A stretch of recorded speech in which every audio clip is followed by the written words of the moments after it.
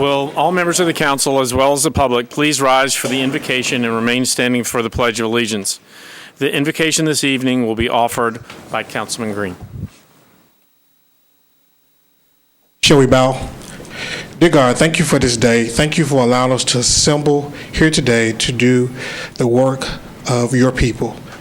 Be with us. Give us the wisdom that we need to make the right decisions, and that we will always keep in mind that we should do things that are in keeping with the rules and values that you set forth in your word. Amen.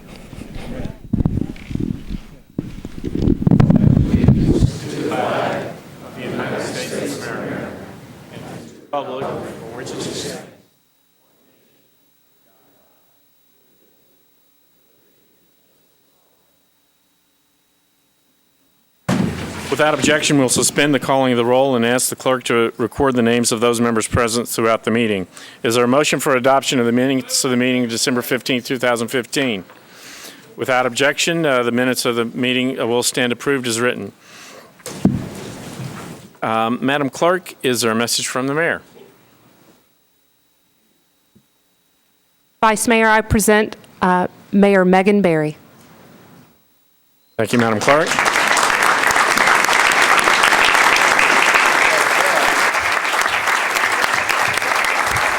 Thank you. Hello, everyone. Welcome back. Happy New Year. I hope that all of you had a very nice, happy, and peaceful and relaxing holiday. Not too long ago, I sat over there in that seat, and at the beginning of each council meeting, the kind clerk would ask, "Are there any messages from the mayor?"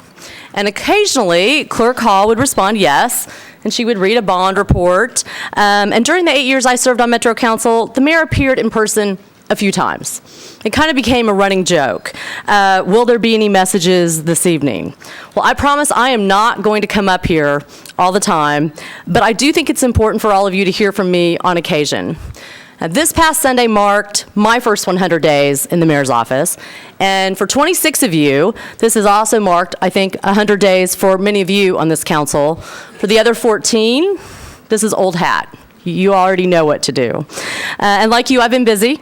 I've had the opportunity to appoint a very talented and diverse staff that I think reflects the population of Nashville, and my administration is focused on engaging with all of you and with all of our Nashville community. We have a lot to do in 2016, and I am looking forward to working with all of you on our shared goals. There are two things specifically tonight that I want to highlight for you. In the coming days, Public Works will be in contact with each of you to discuss sidewalks. Sidewalks has been a huge conversation. And Public Works has identified sidewalk projects in each of your 35 Metro Council districts that we believe follow certain criteria. They connect to schools, they connect to transit, and they fill in gaps where those sidewalk networks end, and especially where you have high pedestrian concentrations. But they're going to be asking for your insights as well, so that we can get that work started as soon as possible. We're also moving forward on updating the sidewalk and bikeway master plan. We have an innovative high-quality design process and a comprehensive public engagement process that we need to use. This is going to guide our investment for strategies for pedestrians and cyclists going forward. This plan also has to involve all of you and a very robust public process. I want to ensure that all of your viewpoints are heard, and we'll provide more of those details to come. We intend, though, to build a lot of sidewalks over the next several years and bike lanes, so I want you to be assured that we are absolutely committed to that. Second, we're moving forward with a conversation that was started last June. That regards a new police administrative headquarters that's going to replace the one that is currently across the street in the Criminal Justice Center across from the courthouse. We've worked with Councilmember Freddie O'Connell and Councilmember Colby Sledge, and along with the Mayor's office, we are going to host a community meeting to discuss the potential of building that headquarters on Murfreesboro Pike. It would be adjacent to the new Family Justice Center that we're already building there. The community meeting will be on Wednesday, January 13th from 5:30 to 6:30, and Trevecca has kindly agreed to host that. This is going to be a great opportunity for you and for the public to share your thoughts on this project. It's currently owned by Metro, so that makes it an easier site, but I want you all to be able to come and ask questions if you have questions. I think you can hear a theme here. Community engagement and input is critical to any decision-making process. Whether it's about where we're going to locate a new headquarters, whether it's about where we're going to build sidewalks, and I want your input. I want to thank you for your time. I want to thank you for all you do. I know already that you are very busy because I've heard from several of you about many of the things that are going on in your district. I look forward to working with all of you over the course of the next few months and the years to come so that we can create a better life for all of our citizens. So thank you for inviting me here tonight. I do come at your invitation, and I appreciate that you welcomed me. So thank you so much. Have a great evening.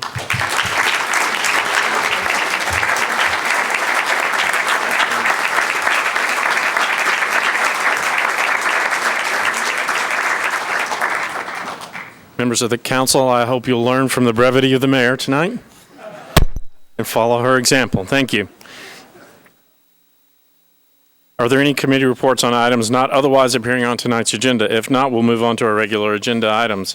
We now move to elections and confirmations.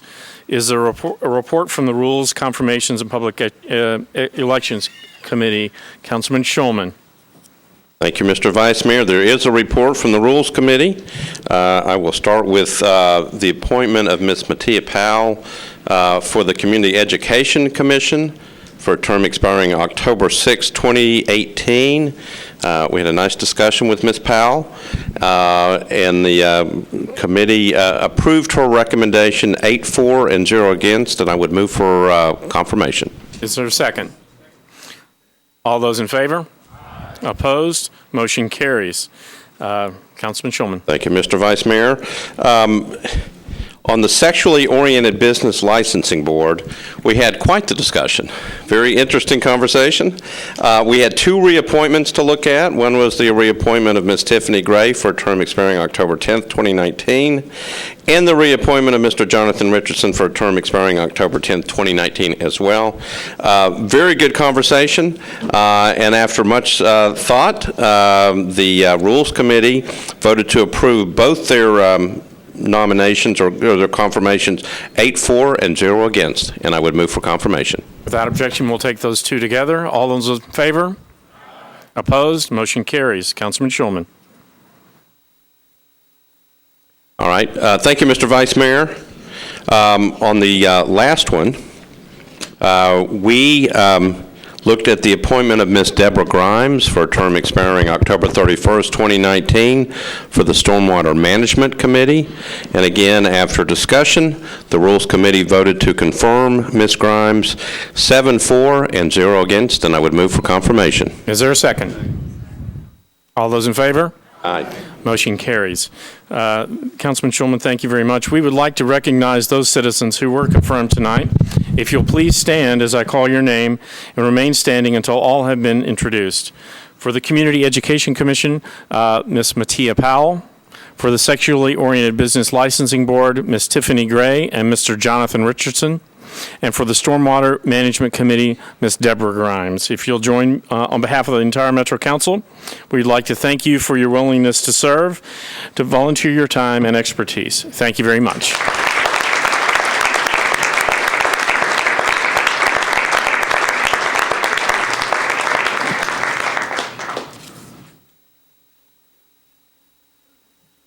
That brings us to bills on public hearing. The first item is substitute BL 2015-25. Council Lady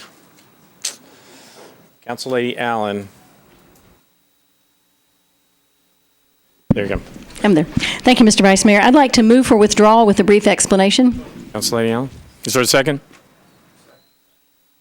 This bill has a companion bill that actually was developed after some community input that we'll be discussing later in the public hearing, and so we will withdraw this one and move on to BL 2015-83, which covers the same material. Thank you. Motion to withdraw. All those in favor? Opposed? Motion carries. That brings us to BL 2015-13. Councilman Roden. excuse me, approved with conditions, disapproved without by the Planning Commission 7-0. Changes 7.2 acres from RS 15 to SP zoning for private property located at 4190 Dotson Chapel Road to permit a daycare of up to 207 persons with an existing facility. Councilman Roten. I move to open the public hearing, please. Would all those here to speak in favor, please raise their hands? All those opposed? Seeing none, declare the public hearing closed. Councilman Roten. I move approval. All those in favor? Opposed? Motion carries. BL 2015-49, Councilman Kendall cancels .26 acres of the historic Bed and Breakfast Overlay District for property located at 3137 Long Boulevard. Councilman Kendall. Move to open public hearing. All those in favor, please raise your hands if you'd like to speak. All those opposed? Seeing none, declare the public hearing closed. Councilman Kendall. Move approval. All those in favor? Opposed? Motion carries. BL 2015-71, Councilman Hastings. Approved with conditions, disapproved without by the Planning Commission 6-0.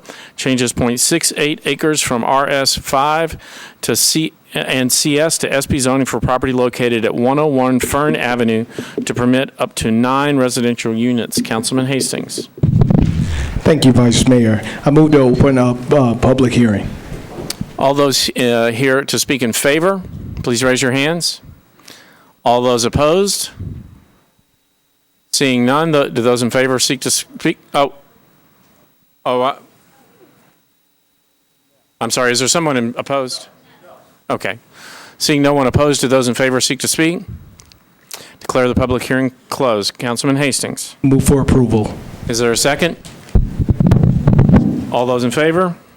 Opposed? Motion carries. BL 2015-72, Council Lady Roberts. Approved with conditions, disapproved without by the Planning Commission 6-0. Changes .9 acres from R6 to SP zoning for properties located at 107 and 109 Osceola Avenue to permit up to 8 residential units. Council Lady Roberts. Thank you, Mr. Vice Mayor. I'd like to open for a public hearing. Would all those in favor please raise their hands? All those opposed? Those in favor seek to speak. Declare the public hearing closed. Council Lady Roberts. Move for approval. Is there a second? All those in favor? Opposed? Motion carries. BL 2015-73, Councilman O'Connell. Approved with conditions, disapproved without by the Planning Commission 6-0. Changes 1.72 acres from CS to SP zoning for property located at 506 Fessler's Lane to permit a self-service storage facility. Councilman O'Connell. I'd like to request we open the public hearing, please. Would all those in favor please raise their hands? All those opposed? Seeing none, do those in favor seek to speak? Declare the public hearing closed. Councilman O'Connell. I'd like to move approval, please. Second. All those in favor? Motion carries. BL 2015-74, Councilman Sledge. Approved by the Planning Commission 6-0. Changes .34 acres from RS5 to MULA zoning for property located at 108 Glen Rose Avenue. Councilman Sledge. Thank you, Mr. Vice Mayor. Please open the public hearing. All those in favor, please raise your hands if you'd like to speak. Those in favor, those opposed? Seeing none, declare the public hearing closed. Councilman Sledge. Thank you, Mr. Vice Mayor. Move for approval, please. Second. All those in favor? Aye. Motion opposed? Motion carries. BL 2015-75, Councilman Anthony Davis. Approved with conditions, disapproved without by the Planning Commission 6-0. Changes .84 acres from R10 to SP zoning for properties located at 1210 Preston Drive and 2329 Carter Avenue to permit up to 5 residential units in an existing structure. Councilman Davis. Thank you, Vice Mayor. Move to open the public hearing. All those in favor, please raise your hands. Those opposed? Seeing none opposed, do those in favor seek to speak? Declare the public hearing closed. Councilman Davis. Move for approval. All those in favor? Opposed? Motion carries. BL 2015-76, Councilman Sledge. Approved with conditions, disapproved without by the Planning Commission 6-0. Changes .93 acres from R6 to SP zoning for property located at 607 and 609 Hamilton Avenue to permit up to 27 residential units. Councilman Sledge. Thank you, Mr. Vice Mayor. Move to open the public hearing. All those in favor, please raise your hands. Those opposed? Seeing none, do those in favor seek to speak? Declare the public hearing closed. Councilman Sledge. Thank you, Mr. Vice Mayor. Move for approval. Is there a second? All those in favor? Aye. Opposed? Motion carries. BL 2015-77, Councilman Hager. Approved with conditions disapproved without by the Planning Commission 6 and 0. Changes .32 acres from R10 to SP zoning for property located at 912 Robinson Road. Councilman Hager. Move to open the public hearing, please. Would all those in favor please raise their hands? Those opposed? Seeing none, do those in favor seek to speak? Declare the public hearing closed. Councilman Hager. Move for approval. All those in favor? Opposed? Motion carries. BL 2015-78, Councilman Sledge, approved by the Planning Commission 6 and 0. Changes .43 acres from IR to MUNA zoning for properties located at 67 and 69 Trimble Street. Councilman Sledge. Thank you, Mr. Vice Mayor. Move to open the public hearing. All those in favor, please raise their hands. Those opposed? Seeing none, declare the public hearing closed. Councilman Sledge. Thank you, Mr. Vice Mayor. Move for approval. All those in favor? Aye. Opposed? Motion carries. BL 2015-79, Councilman Elrod, approved by the Planning Commission 6 and 0. Changes .14 acres from RS10 to OR20 zoning for a portion of property located at 45-1 Elysian Fields Roads. Councilman Elrod. Thank you, Mr. Vice Mayor. Move to open the public hearing. All those in favor, please raise their hands if they'd like to speak. Those opposed? Seeing none, declare the I didn't see any. Did you, Councilman Elrod? Seeing none, declare the public hearing closed. Councilman Elrod. Move for approval. All those in favor? Aye. Opposed? Motion carries. I just now recognize that I could have taken two of these together, so my apologies, Councilman Elrod. BL 2015-80, Councilman Elrod, approved with conditions disapproved without by the Planning Commission 6 and 0, amends 1.63 acres of commercial planned unit development overlay district for property located at 45-1 Elysian Fields Road to permit a parking lot. Councilman Elrod again. Thank you, Mr. Vice Mayor. Move to open the public hearing. Would all those in favor please raise their hands? Those opposed? Seeing none, declare the public hearing closed. Councilman Elrod. Move for approval. All those in favor? Opposed? Motion carries. BL 2015-81, Councilman Hastings, disapproved by the Planning Commission 6 and 0. Change is 9.2 acres from R10 to RM20A zoning for properties located at Belfield Avenue unnumbered and 3724 Clarksville Pike. Councilman Hastings. Thank you, Vice Mayor. I would like to open up the public hearing. Thank you. I think before we have the public hearing, we need to see some slides and hear from the Planning Commission. This is a request to rezone 9.2 acres from R10 to RM20A zoning. The Planning Commission at its November 19, 2015 meeting recommended disapproval of this request. The existing zoning is R10, single and two-family residential.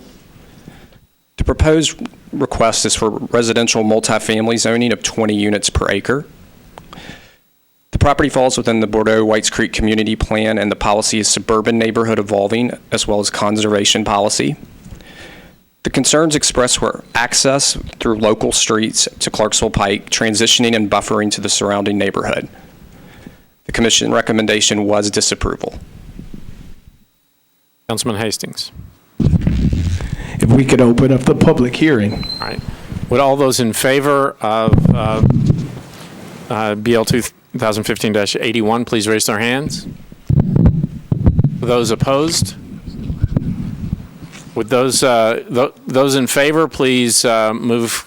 Everybody who intends to speak in favor, please move on up to the mic. State your name and address, and please please move on up and get in line, so it'll save us some time tonight if we don't have to wait for speakers to move towards the podium. Thank you, sir. You're go ahead. Thank you, Mr. Vice Mayor. I'm Mac McDonald. I live at 144 2nd Avenue North, Nashville, Tennessee. and I'm part of a community group, Nashville North by Northeast, that has been incorporated to engage the community of the area in Trinity Lane, Whites Creek Pike, extending over to Clarksville Highway. One of our main goals is to expand the supply of affordable housing.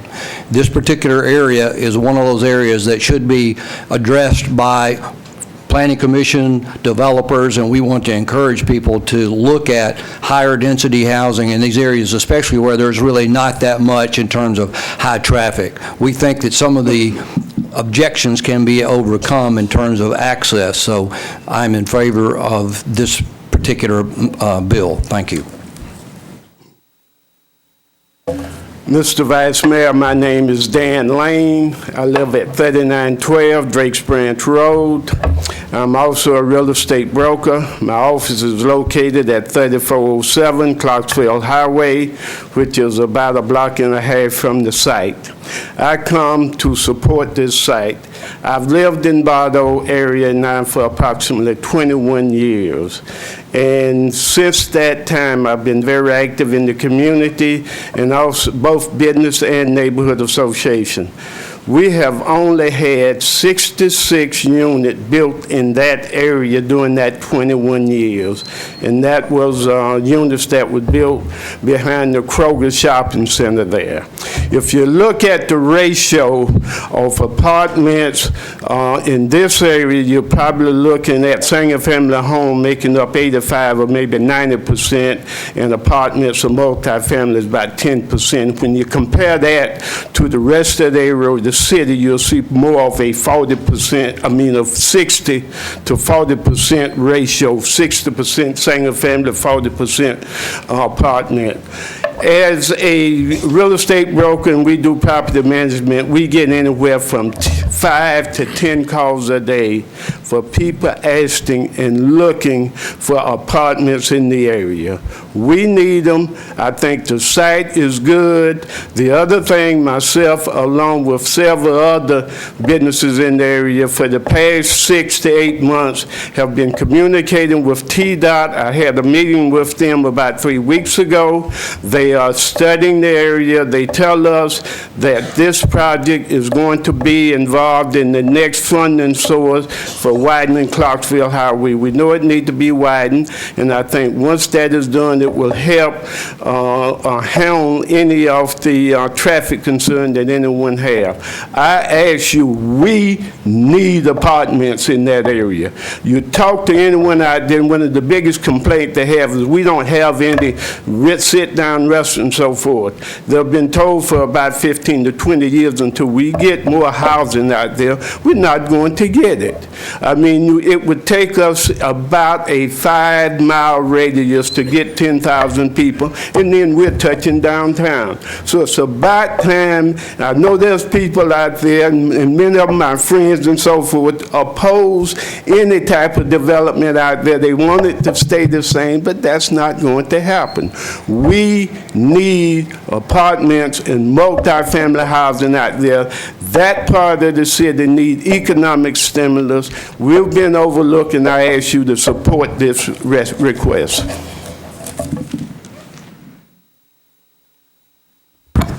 Thank you, Mr. Vice Mayor. My name is Belinda Van Atta. I'm the owner of this property.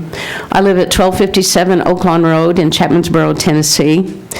My husband and I purchased this property in approximately 2001, and we always thought that the best and highest use of the property would be for multifamily units. I also own the property that is between the proposed site and Clarksville Pike. And so the intention, once the site plan is done, would be to access the proposed site through one of my other properties directly from Clarksville Pike and not through a small city street. I would echo what Mr. Lane said. I have 5 rental units on the properties that sit directly on Clarksville Pike. They're all commercial except for one. And we are constantly asked when we have a vacancy if these properties can be used as residential. So we know that there is a huge need for residential property in Bordeaux.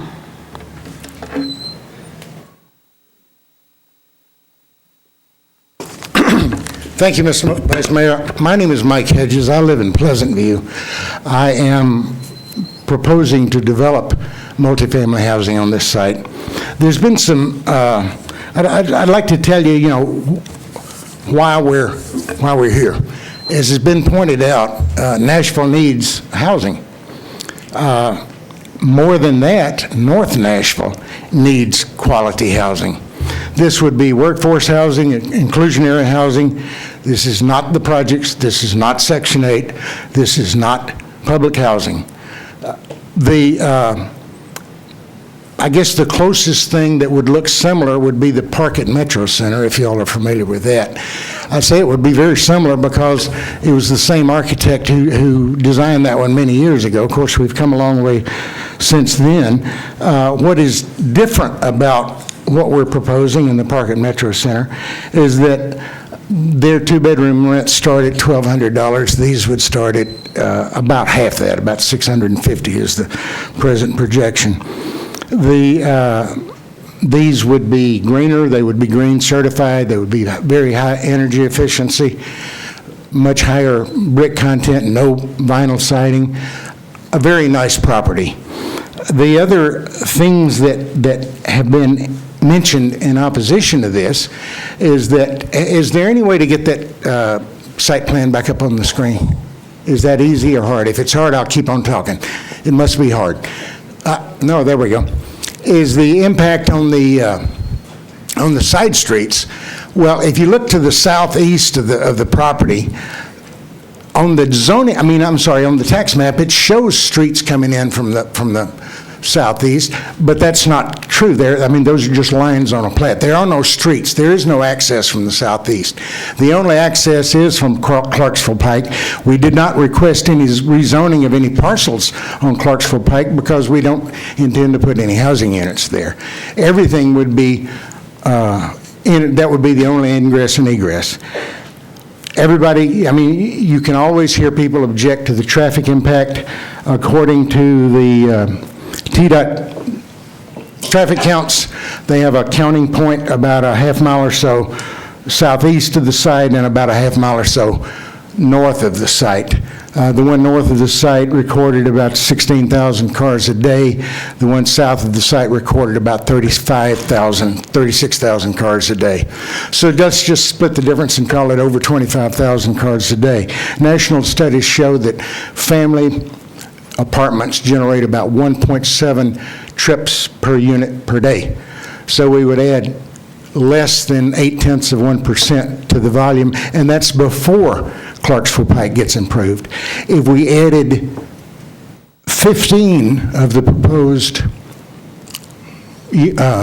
properties, 15 times as many as we're proposing, then the traffic counts on Clarksville Pike would be back up to where they were 15 years ago. Thank you for your time and consideration. Thank you, sir. My name is John Johnson. I am a small contractor. I live at 3871 Abernathy Road, which is across the street from basically the proposal. And I'm a converted yes man because I was very opposed to it. My only concerns is making sure that we have proper access onto Clarksville Highway, considering what is there now and the problems that we have now coming. It comes down on a steep hill. So if that can be done, then I am in favor of the project. Thank you. Thank you. Seeing no others in favor, would all those opposed to this bill please quickly move to the front? And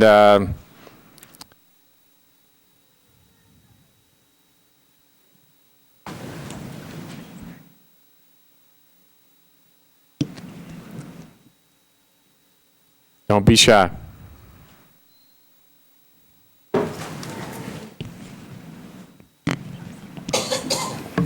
Please state your name and address. Hi, my name is Patrick O'Neill, and I live at 3320 Curtis Street, Nashville. My preference is that this my preference is that you keep this 9.2 acres zoned single-family residential, allowing it to be rezoned maybe R6, which would allow 66 family homes. I feel that this would continue to redevelop the neighborhood into a much-needed, stable community of homeownership and investments. That being said, I have petitioned 40 signatures of my neighbors and local people for the withdrawal of this Council Bill 2015-81 and substitute a proposal for SP zoning so we, the community, could have more involvement in the planning procedure. I ask this for several reasons. One, the Metro Planning Commission disapproved the zoning change 6-0, and they also recommended SP zoning to address traffic, buffering, and development issues. I took a very careful look at the Nashville Next Plan for this area of Clarksville Highway, and this proposal is not very consistent with their vision, and an SP zoning would make it more consistent. After testifying at the Planning Commission meeting on November 19th, I invited Councilman Member Hastings, the developer, and community members to attend a community meeting that I organized on December 12th to discuss this issue. Councilman Member Hastings asked if he could also have a District 2 meeting at the same time, and I said sure, and let him run the meeting.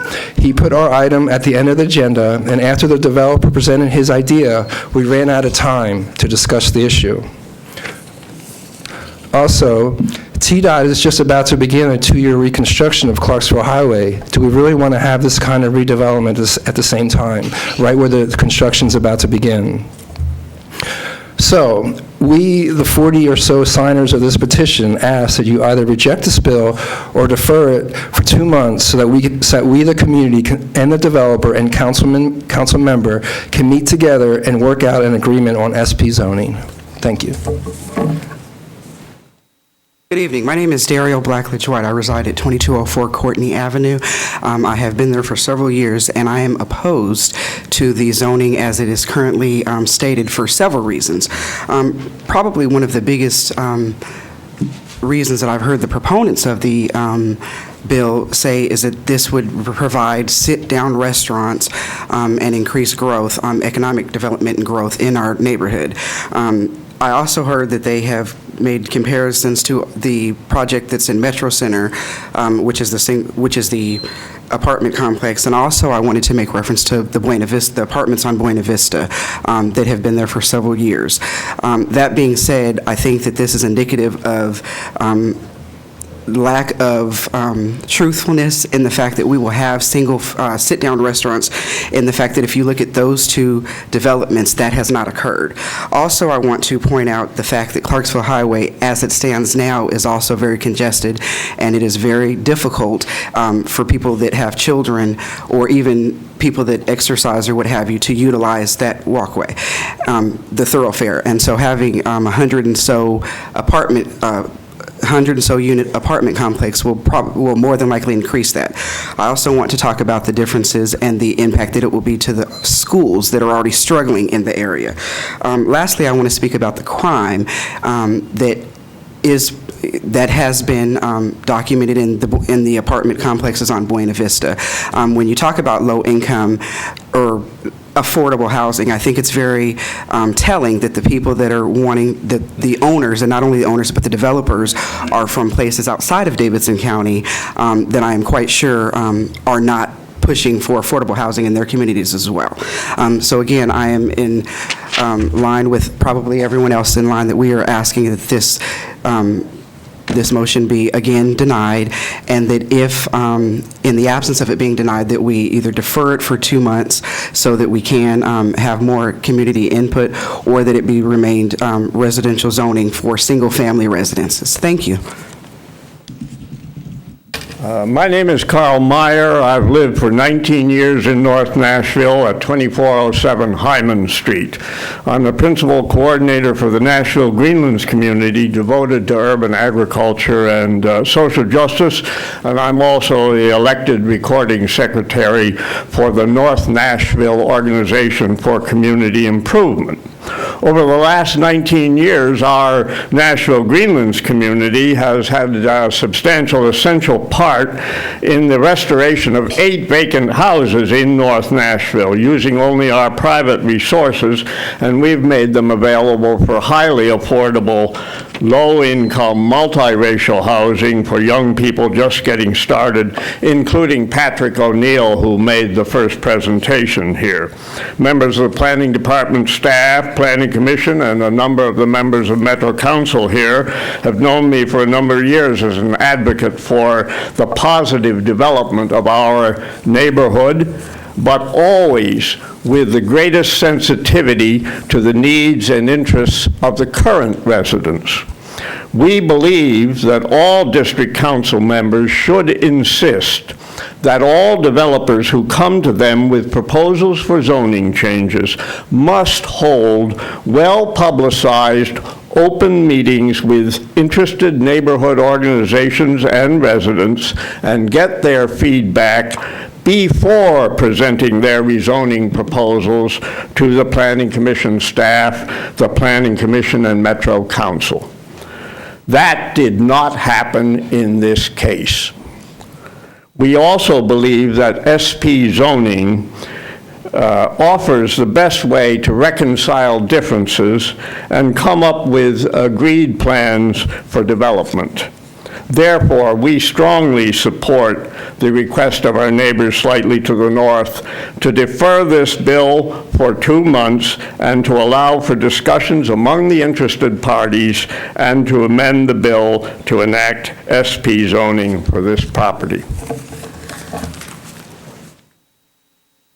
I'm Debbie Bell. I live at 3306 Curtis Street in Nashville, Tennessee. I have been a veteran of Bordeaux for 55 years of my life. I do not oppose what's going on.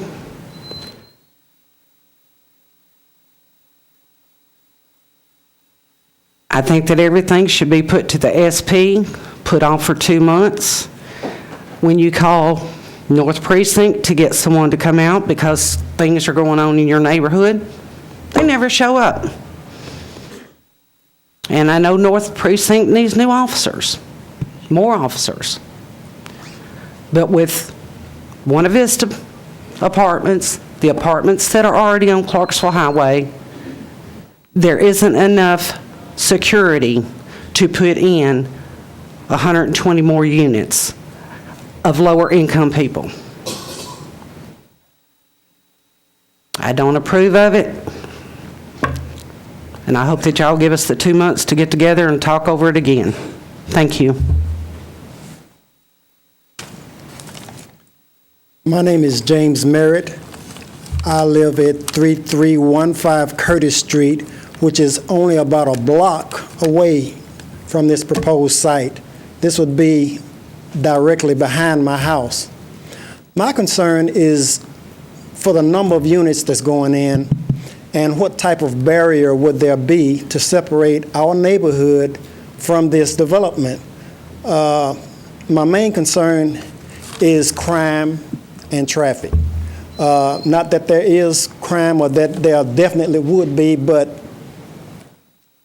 a concentration of people in low income or affordable housing, I would say, it's just a concern of mine that it would be so close and that there might not be any barrier to separate that development from our properties. We've been living there, I've been living there myself for 10 years, and it's a nice neighborhood to live in.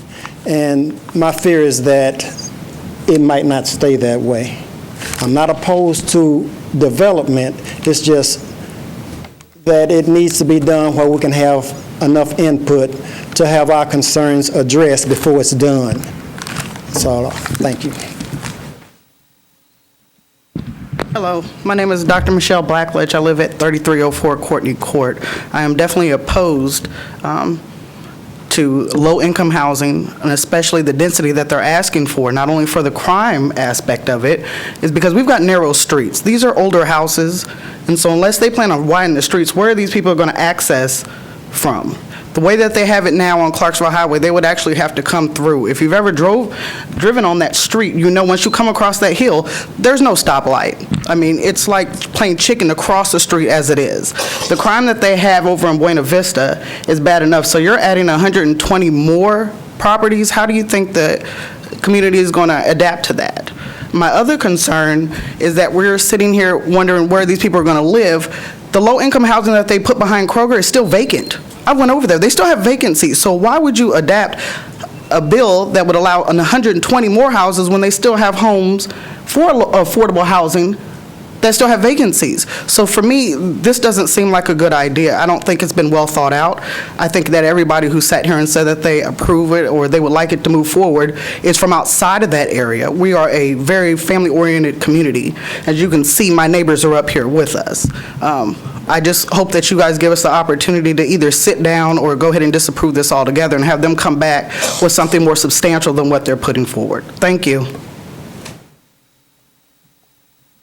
Hi, my name is Lindsay Langley. I live at 112 Fern Avenue, and I am a community organizer in North Nashville. As a resident of the community, I'm encouraged about the growth and the development opportunities for North Nashville, and in this particular case, Bordeaux. With population increasing and affordable housing diminishing, it's obviously, clear that we need more development for working class families. And yet with a $14 million project that's being proposed, we should ensure that this project is planned carefully given the location and the concerns of all the community members. So with that being said, Metro Planning has unanimously voted against rezoning. Some of those concerns from planning were Councilmember Allen asked how we guarantee the access to Clarksville Pike. The commission shared the same safety concerns as the community. So as some of you may be aware, 40% of all violent crime occurs within the North Precinct jurisdiction, and of the 75 murders in 2015, 27 of those occurred in North Nashville. So we currently lack the staff, in my opinion, and resources to keep our community safe. So we must ensure that our police department will be prepared to address the needs of the community in order for us to be safe. As planning has suggested, I feel the right thing to do is to have the developer resubmit as an SP addressing the community's and Metro Planning's concerns. I'm aware the developer has stated the project is contingent upon him receiving tax credits to fund the construction. Yet that's no reason to rush a project through. So although he may be in a hurry for funding, our community will be living here for years to come, and that's more important than a developer who will build a project who doesn't actually live in that community. There's also a big difference in this proposal between 75 units and 120 units. That's a big difference within this plan. So I would appreciate your consideration in disapproving the zoning ordinance and require them to submit an SP. Thank you. Good evening. I am Mary Carver Patrick, and I reside at 3825 Dubois Drive. Thank you for the opportunity to speak briefly relative to Bill 2015-81. As a property owner in Districts 2 and 1, which is accessed from Clarksville Highway, the District 1 property is. As an American in a democratic society, it concerns me when the message from elected leadership is, there are some things that you are not going to like, but there is nothing you can do about it.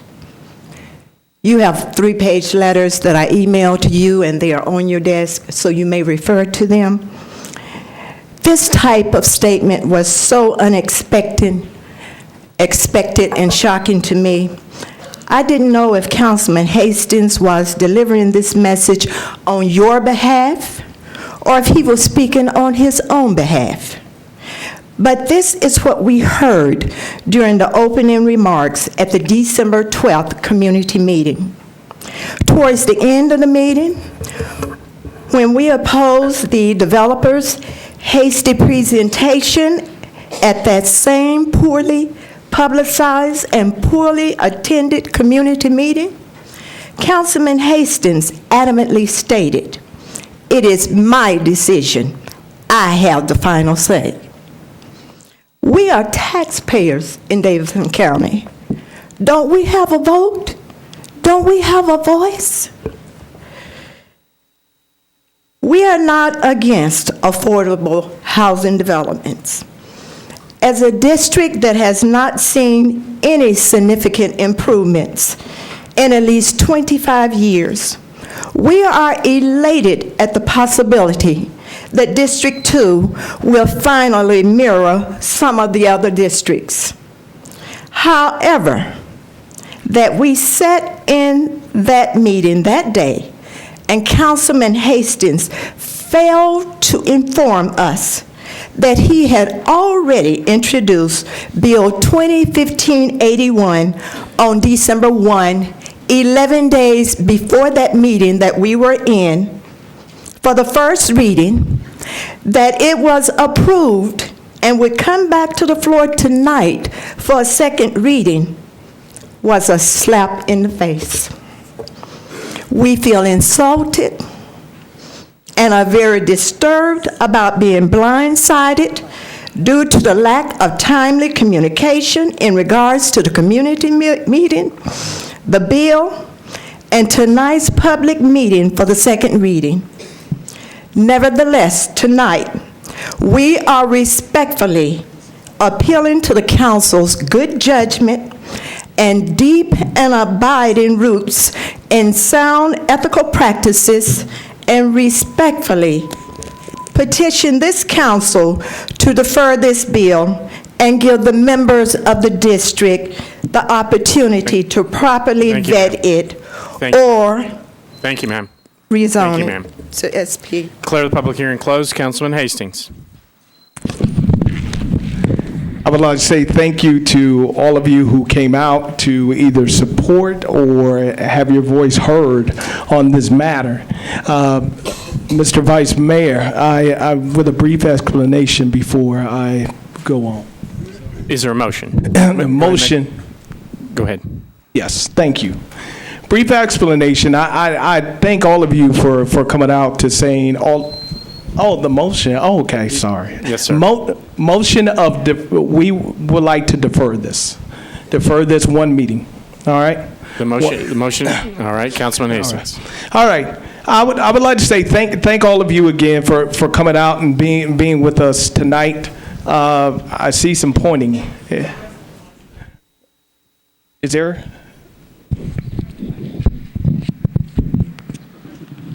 Okay, I'm sorry.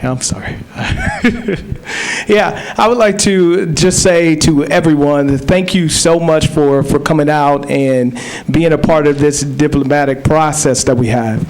And then two, there were several meetings that were held on behalf of this decision that went on. I would like to also let you know, I think a lot of things have been misinformed. This is not a low-income property. This is not a property of a whole lot of other things that have been expressed tonight. I do not want it. I live right there by it. I want to see our community become what it needs to be. I said when I was running for this office that I was going to pilot, I was going to be the drum major to help us to become everything that it needs to be. I did not say at a meeting that there was other things and that I was in charge or whatever else. I know there's several other people that read the statement that are strongly opposed to the statements that were made today, and I know I did not. But I tell you, this is already zoned. If you knew if we explained this tonight, it is zoned as an SP, so that we can petition and map out each individual item that we want for our community. If we want them to build with all bricks, it could be all bricks. If we wanted them to do certain things, it could be done. But we do need affordable housing. And the word affordable means this: it's the top 80 percentile of our community, not meaning people making $35,000, $40,000, $80,000, $40,000. We're talking about people that are households' incomes are $60,000, $80,000 a year. We need housing for people that live in our community now. And I am working to make sure that we are not forgotten. And that is what I plan to do. And I want to continue to do that. I want to fight for everyday people. And I look forward to the conversation. We will have a meeting to where we can build out guidelines to where what we want each individual area to be. And we will table this for one meeting. Thank you very much. Councilman Coleman, did you seek recognition? Thank you, Vice Mayor. My comments were going to be a little bit different, but seeing as where they are, I'd just like to make the statement. I know as a young council member coming on, there could be a lot of issues coming at you at a very fast pace, but we're set up to get assistance. You have 5 members up there that are very veteran that really can help you out in this matter. In addition to that, I hope our council representative from the Planning Commission would also give you some help, because there seemed to be some confusion between SP zoning and what was said. The real contents of what SP zoning is designed to do. And I think there's some miscommunication. But there's also a Planning Commission vote of no, which will require 27 votes, so that's a difficult hurdle. But I hope you take this opportunity so that you can learn and the rest of us can learn how important it is to engage the community and to have good input. And this was just one of our first and prime examples. So having said that, I know our representative as well as the council members at large will pitch in and help you develop this to where you need to be. So the next time you come back, you'll have a better feel for where you can go with this bill. Thank you for allowing me to participate in your decision. Council Lady Allen. Thank you, Mr. Vice Mayor. Just want to echo what Councilmember Coleman had said, and I'm pleased to hear you offer a deferral. I think that's great. My understanding is it currently is not an SP now, and I'm happy to talk with you as I'm able to. I think the value of an SP is that does allow you a way to guarantee that there really is access. I mean, and I think the owners have many good intentions, and they can make statements that they intend to use other property, but if it's not included in the bill or not specifically spelled out in a bill, then there's no real guarantee. And that makes it a little difficult for us to be able to support it. So it sounds like you're on the right track, and I appreciate you being a good listener to everyone. Thank you.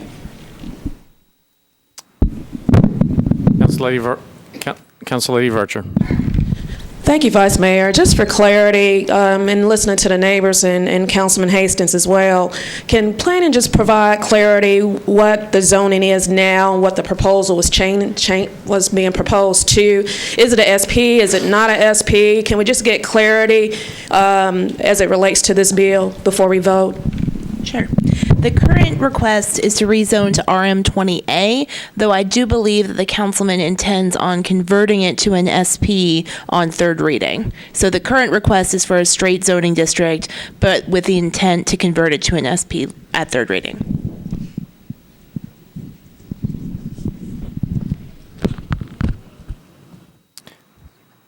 Does that answer your question? Council Lady Hurd? It does. Thank you, Vice Mayor. Thank you, Vice Mayor Briley. I just want to say to Councilman Hastings, after hearing the concerns, that I am willing to provide any assistance that I can to assist you in this matter. Whatever it is that you need from me, I'll be willing to support this effort.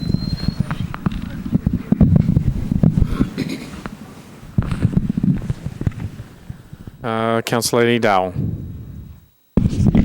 Just for clarification, if he's looking to convert this to a SP on third reading, would it go back before the Planning Commission or not? I just need clarification.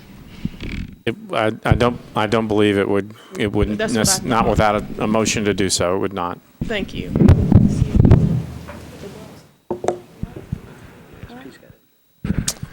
Seeing no one further, Councilman Hastings. You renew your motion? Yeah. I renew my motion for a deferral for one meeting. All right. All those in favor? Aye. Opposed? Motion carries. BL 2015-82, Councilman Hager, approved with conditions by the Planning Commission changes .79 acres from RS5 to SP zoning for properties located at 2200 Lakeshore Drive and Dabbs Avenue to permit up to 12 residential units. Councilman Hager. Vice Mayor, open public hearing, please. All those in favor, please raise their hands if they'd like to speak. Those opposed? Seeing none, would those in favor like to speak? Nope. Declare the public hearing closed. Councilman Hager. Move for approval with a comment. Do you have a substitute you'd like to offer, Councilman? I do have a substitute. Move for the substitute bill. All right. Is there a second? All those in favor? Opposed? You're now on the substitute. Move to approve the bill as substituted. Is there a second? All those in favor? Opposed? Motion carries. BL 2015-83, Council Lady Allen and Councilman Sledge, referred to the Planning Commission. Don't think we have a report yet from the Planning Commission. Amends 26.91 acres of the Hillsborough Village UDO to add text to the building facade standard to reflect appropriate window and door opening orientation and alignment, and to add a definition that mezzanines are to be counted as an individual story, and a standard that provides a bonus story for the preservation of character-defining buildings. Council Lady Allen. Thank you, Mr. Vice Mayor. I'd like to open the public hearing. All those in favor, please raise their hands. Those opposed? Seeing none, declare the public hearing closed. Council Lady Allen. Thank you. I'd like to move for approval. Is there a second? All those in favor? Opposed? Motion carries. Was there an amendment to that, Council Lady Allen?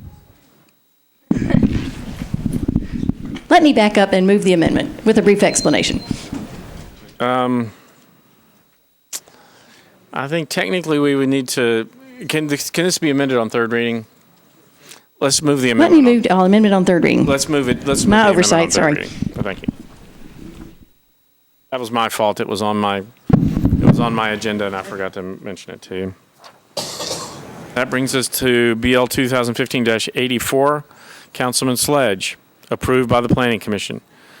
Makes provisions to 151 acres of the Waverly Belmont Neighborhood Conservation Overlay District to various properties located along 9th Avenue South, 10th Avenue South, 11th Avenue South, Ackland Avenue, Bate Avenue, Benton Avenue, Bradford Avenue, Carruthers Avenue, Douglas Avenue, Elliott Avenue, Gilmore Avenue, Glen Avenue, Halcyon Avenue, Lawrence Avenue, Leland Lane, Montrose Avenue, Paris Avenue, South Douglas Avenue, Sherborne Avenue, Waldkirk Avenue, and Wedgwood Avenue.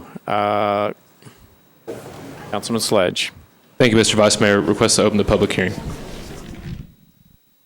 Would all those in favor of BL 2015-84 please raise their hand? All those opposed? So I'm going to make sure that you understand that all council members have seen the number of hands that have been raised. Quantity is not the best. Quality is the best. So we encourage all those in favor who would like to speak to move forward. And if you feel like you're going to be repetitive, then be brief. So, but please move on up quickly. Get in line, and please move on up. Don't be shy. Please state your name and address. Okay. And then you have time to speak. Hello, Council. My name is Jimmy Miller, and I am a Craftsman bungalow on Benton Avenue, which I purchased in the year 2000. I am the block captain for my street and have served as president of the historic Waverly Place neighborhood.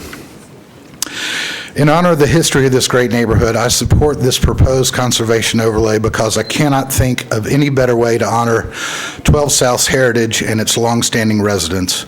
I have neighbors who were born here, and I also have neighbors who have lived here for more than 60 years. The curvilinear avenues in my neighborhood harken back to the streetcar lines that ran through our neighborhood on their way to Glendale Park. I've chosen to raise my family in this neighborhood specifically for its charm, its character, diversity of residents, and historic buildings. I understand that the neighborhood has changed and will continue to change, but this does not mean that we should disregard our heritage and those that have spent all or most of their lives here. We owe it to the history of this great neighborhood to ensure that the things that make Waverly Belmont and its streets so special are not lost just because property developers want to build here on the limited land of a very desirable Nashville historic neighborhood. Thank you.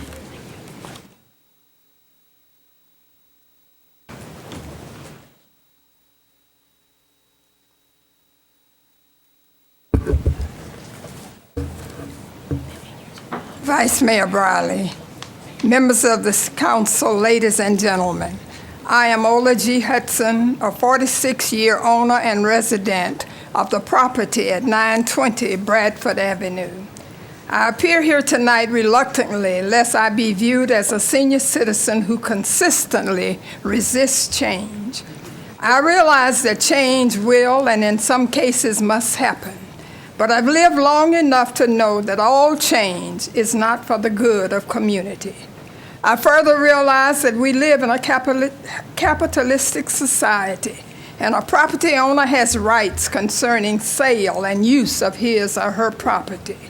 But I also know that if Nashville is going to continue to be the city that some of us know and love, it will be that city because of families who make up the inviting city for which some of us have worked so long and hard. It will be because individuals and families who make up neighborhoods remember and consider the rights and well-being of others who live in the neighborhood. This is my third time to appear before this council, pleading for help that would allow the character, beauty, safety, and convenience of our neighborhood to be maintained and protected. In my plea 7 years ago, the last time I appeared at this podium, I said in part, I beg of you to vote against the proposed spot zoning changes and give our community more time to think, study, and plan for managed change to our beautiful historic area. We have come here tonight because much has happened to our displeasure since that time, and many of the neighbors who worked long and hard to maintain our neighborhood are no longer with us. But I stand tonight with neighbors of many years standing and new, energetic, hard-working neighbors who, like us, appreciate and value the character of our neighborhood. We have studied, we have done serious thinking, and now I think a majority of us agree and support the proposed Waverly Belmont Neighborhood Conservation Overlay as the best plan for managed change in our area. I beg of you to approve the proposal. I thank you for your consideration, and most of all, I thank you for your service to our great city.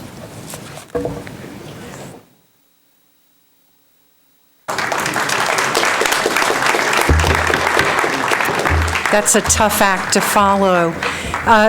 Thank you for hearing us. My name is Mitra Acock, and I live at 2412B 9th Avenue South.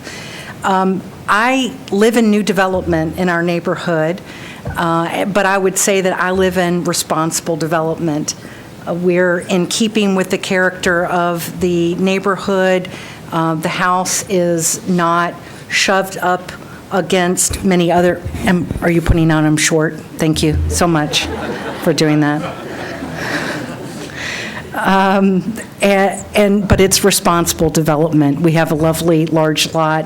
We enjoy our neighbors. We enjoy our neighborhood very much. We're asking for this conservation overlay so that we, as the neighbors in that neighborhood, will have a direct voice in how our neighborhood is treated going forward. So thank you for your time.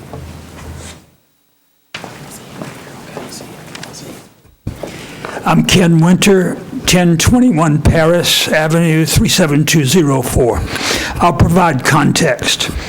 My wife and I live in a 1910 bungalow. However, we speak tonight for the 125-year-old complete neighborhood. This original streetcar community is the smart growth model for the 2005 Plan of Nashville, for the 2008 DNDP, and more recently for Nashville Next.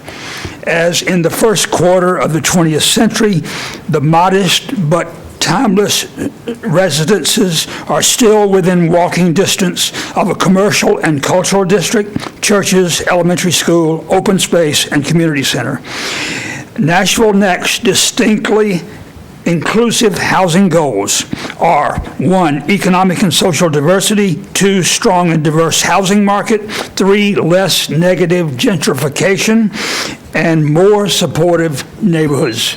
Please help us support the whole neighborhood. Thank you.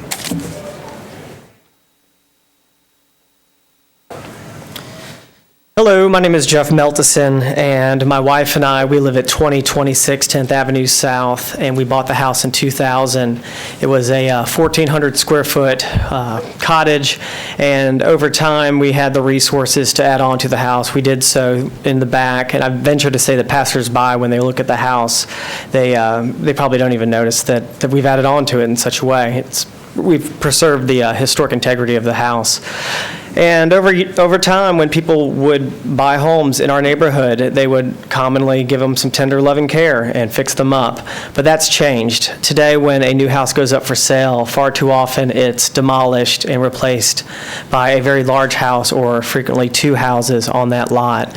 We saw that happen just down the street from us when a house had $70,000 worth of renovation done to the home, and it was demolished, and it's now being replaced by 2 2,800 square foot homes. We are not opposed to new development. We just want new development that's responsible and with the character of the neighborhood, with the size of the neighborhood, the scale. And we think that the neighborhood conservation overlay is the right tool for balancing the historic character of the neighborhood with new construction. We appreciate your consideration and thank you for your service.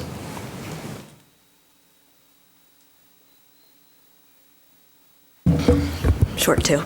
Hi, I'm Carrie Conley. I live at 2405 10th Avenue South, 37204. I've lived in the neighborhood for over 10 years.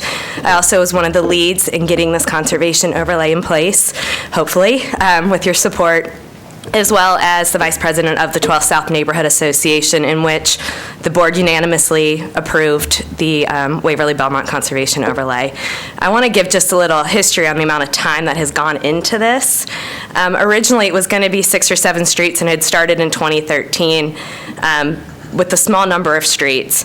Unfortunately, it had a survey done. It had the board of the time actually paid for the survey to done because the Historic Commission was so far behind. It was a year, and they were afraid too much would be lost in a year.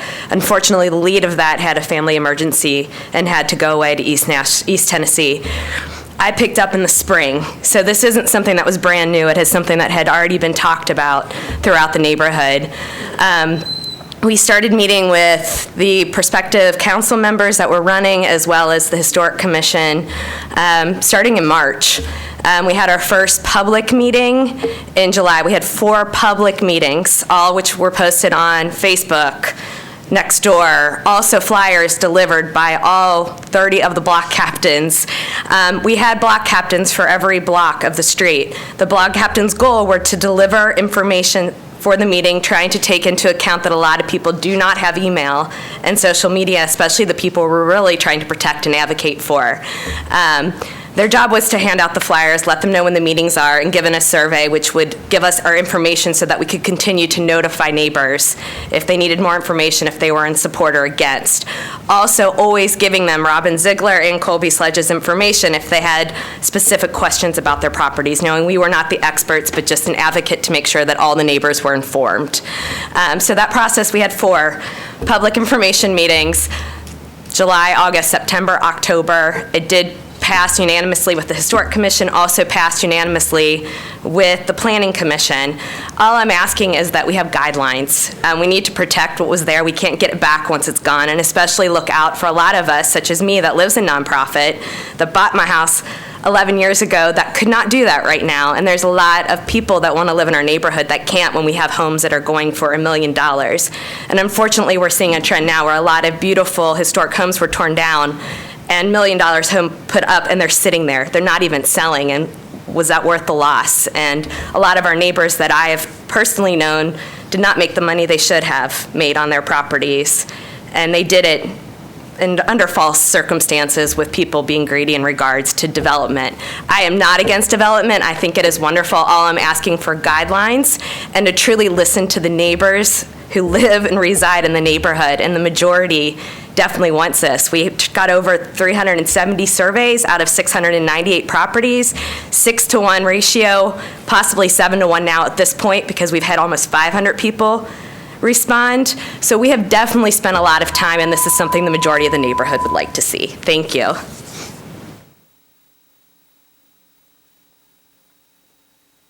Hi, everyone. My name is Sarah Wells, and my address is 908 Bradford Avenue.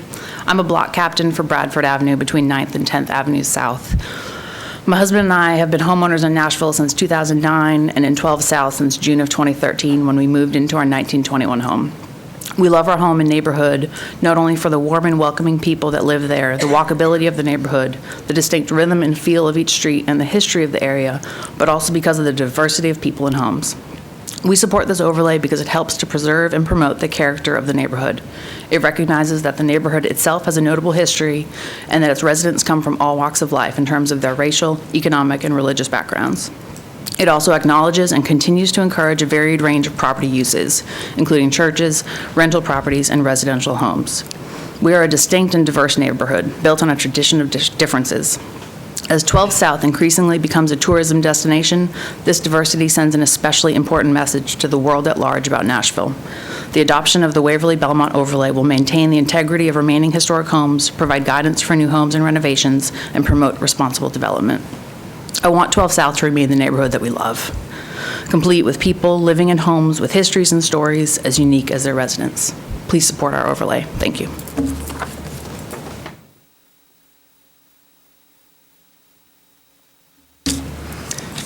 Good evening. My name is Jeff Wilkins. My wife, daughter, and I live at 839 Ackland Avenue. We moved to Nashville in 2015. We're the newbies on the block. We fell in love with Nashville, and in particular, the area in discussion today. We were attracted to the charm, the vibrancy, the diversity, and the authenticity of this neighborhood. I'm in full support of the Waverly Belmont overlay because this area is a beacon of what makes Nashville, Nashville. The Waverly Belmont neighborhood is at the tip of Nashville's Renaissance sword, yet it's at risk of change we can't reverse. Left unchecked, the Waverly Belmont neighborhood could become an example of what not to do in Nashville. In the short time my family has lived in the area, we have seen acceleration of teardowns and building not reflective of our community. While I understand growth, the choices being made do not seem considerate of the long-term impact nor the community fabric. I'm all for development, responsible development, with thoughtful boundaries and respect for the established character of the neighborhood while allowing residents to enjoy their property. I'm in full support of the overlay because as an Ackland Avenue resident, I have the responsibility of a homeowner at the gateway of the Waverly Belmont neighborhood. Ackland has not experienced the same degree of development the rest of the neighborhood has. However, just a few weeks ago, an Ackland Avenue home was sold, leveled, and making it the latest domino to fall. I know some in our community are considering that this is the time to sell their property, and maybe now and perhaps they worry about the value of their homes if the overlay is passed. I can understand that concern. For this group, I offer my personal experience. My family lives in a home that's 85 years old, give or take, and it was responsibly and carefully renovated last year in the style of the neighborhood. The gentleman who renovated the property could have made a different choice, including tearing it down and building multiple homes that would have been very tight on the property. He chose authenticity. The choice he made is why we placed a premium on the home, and in turn, he and the homeowner's estate made a handsome profit. He wasn't greedy, but he did just fine. There are many more families like mine that proudly value the historical character, charm, and diversity of our neighborhood. This overlay will attract buyers hoping to be a part of one of Nashville's most special places to live, work, and thrive. My family joins those who support this overlay, and we humbly ask that you vote in favor of passing it. Thank you.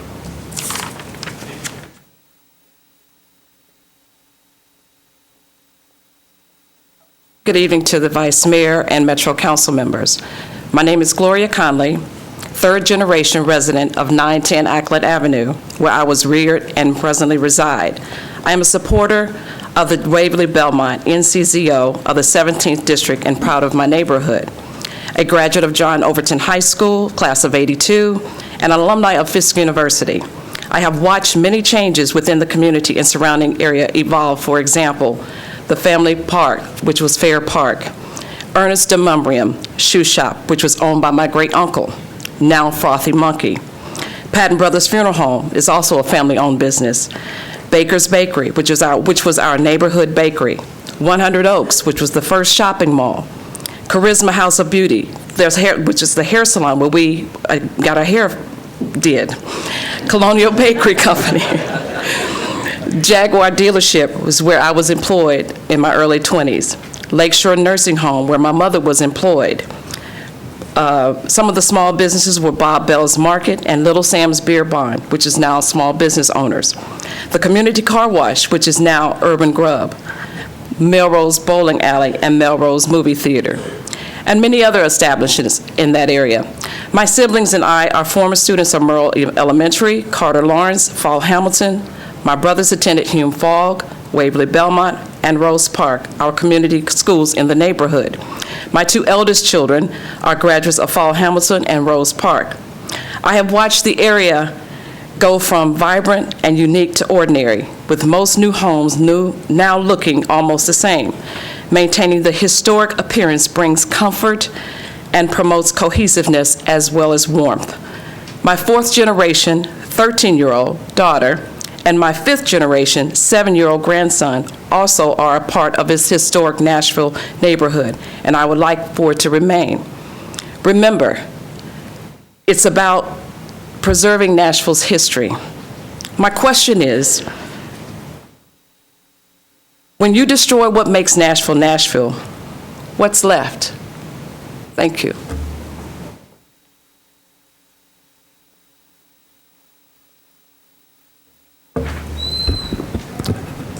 My name is Chris Koch. I live at 1013 Gilmore Avenue. I'm a developer and I support this overlay. You'll hear those who oppose it state that they own smaller homes, and without developers buying their houses as a teardown to build two oversized houses, their property values will plummet. This is simply not true. The fact of the matter is that 12 South is and will remain popular because of its proximity to downtown, the historic charm of the neighborhood, and walkability to the 12 South Business District. This is what will continue bringing up property values for our residents, whether your house is small or large. You'll also hear the majority of the overlay opposition be from landlords and developers, neither of who reside in this neighborhood. The common theme in the opposition is parties who are interested in these houses as a business and for profit, not for the preservation of the history of the neighborhood or for the overall good of the future of our neighborhood as a whole. This conservation overlay will still promote new build development of non-contributing houses, but it will also promote development of existing contributing houses by renovating the existing structure and adding on to it with a floor plan that appeals to today's buyers. This also promotes a better mix of large and smaller homes in 12 South, so people can live in this neighborhood without having to spend $700,000 or more to buy a renovated house. Not everyone is looking for 3,000 plus square feet for a home, so a smaller renovated home would be priced hundreds of thousands less and be more affordable than the current new build options for home buyers. We see renovation of existing structures happening often in neighboring Belmont Hillsborough, which has a conservation overlay and property values that continue to increase. My wife and I purchased a 1901 built house in 12 South last year that was in desperate need of a significant renovation.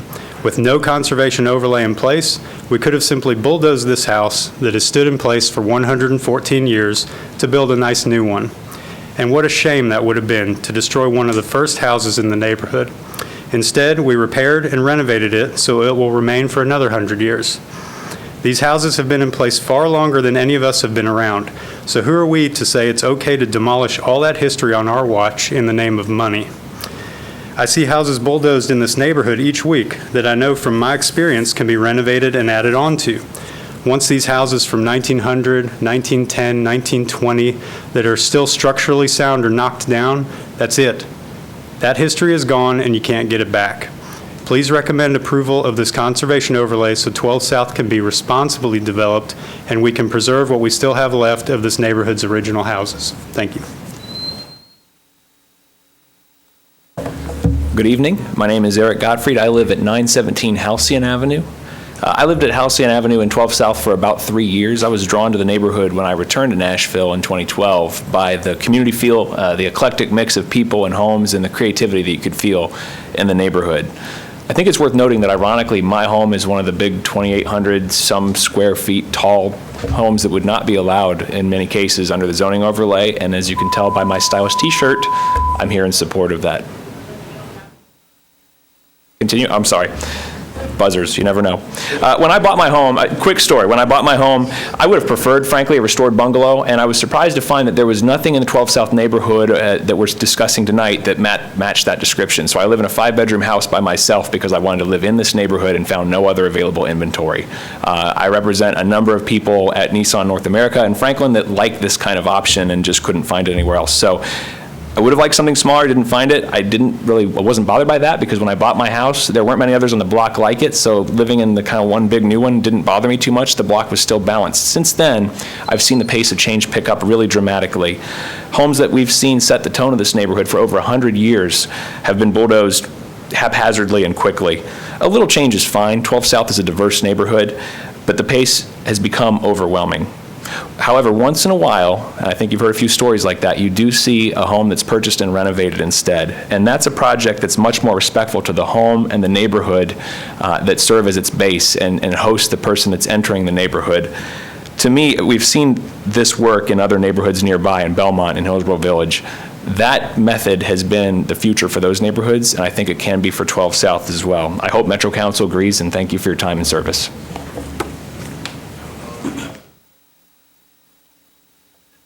Hello, my name is Chuck Miller. Okay.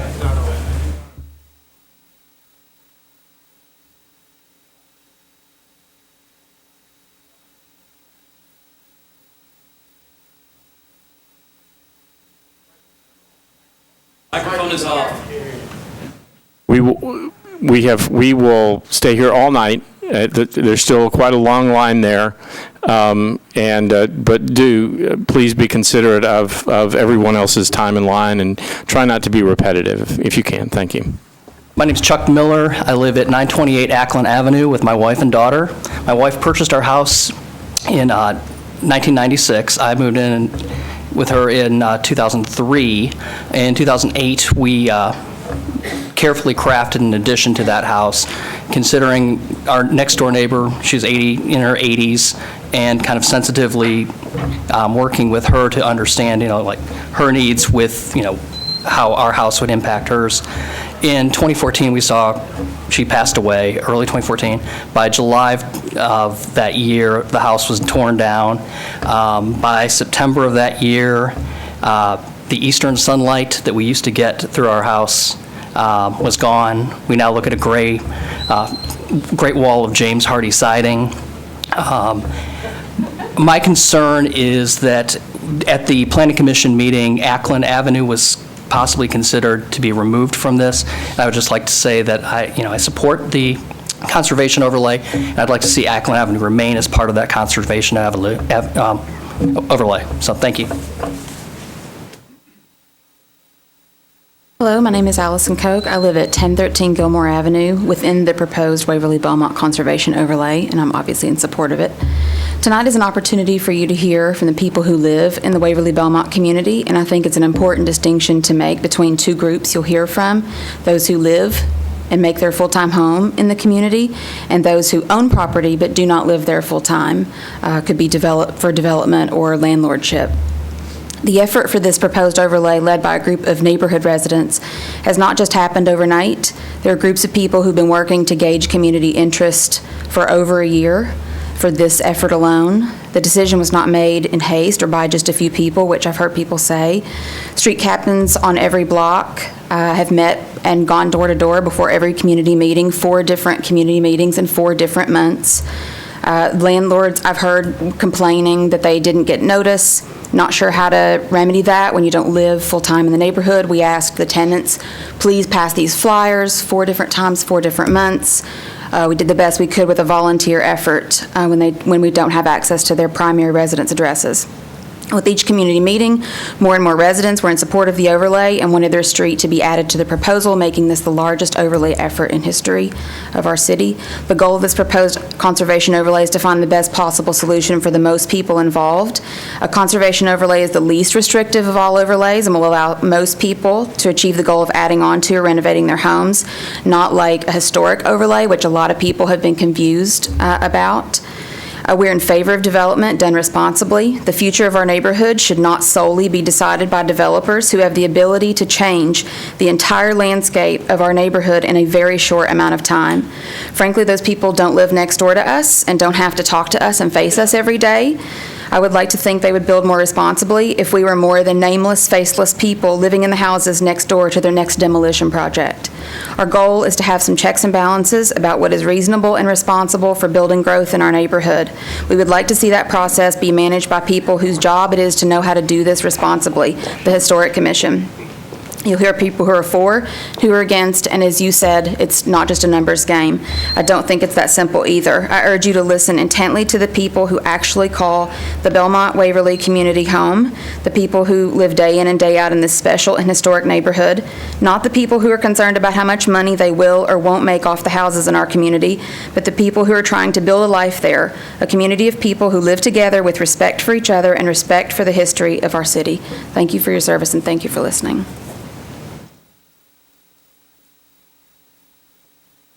Hello, my name is Carl Marsh. I'm a resident at 924A South Douglas Avenue. I am for the passage of the overlay. We're blessed to have quite a few churches in our neighborhood, but it's my understanding that numerous churches are finding it more and more attractive to move their congregations elsewhere, to sell their properties to developers and move their congregations elsewhere. And this has become a specific concern for me, as behind me there is a church. There's also a vacant lot that was a house that burned down about 5 months ago. So I am concerned about careful management of what development might occur in these spots. It could impact quite a few residents in the area, and I won't be redundant and share any more concerns about the neighborhood that you've just heard, but I will ask you to support the passage of the overlay. Thank you.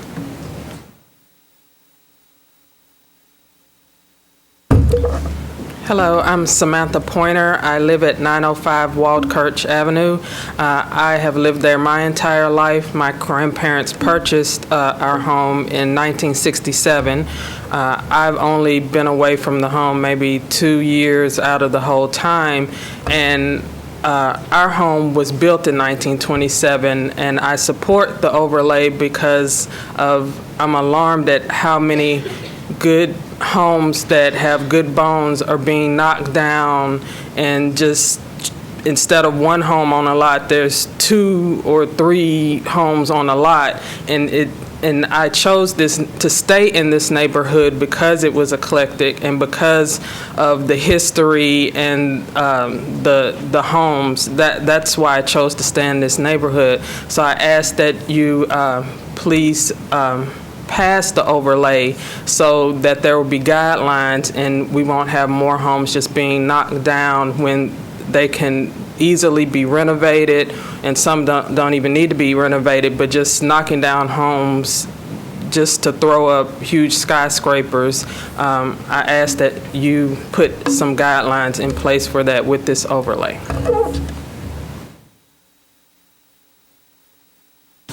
I'm Laurel Staples. I live at 1108 Ackland Avenue. My husband and I were both born at Vanderbilt Hospital by the exact same doctor, 10 years apart. He grew up in the Waverly Belmont area. I grew up in Green Hills. So we're both as native as it gets. And I have been in love with this city for as long as I can remember. And when we got married and we were looking to buy a house, we wanted to find a neighborhood and an area to live in and to grow old in that was authentically Nashville. That was the Nashville that we grew up in, was the Nashville that we had both come to love over years and years.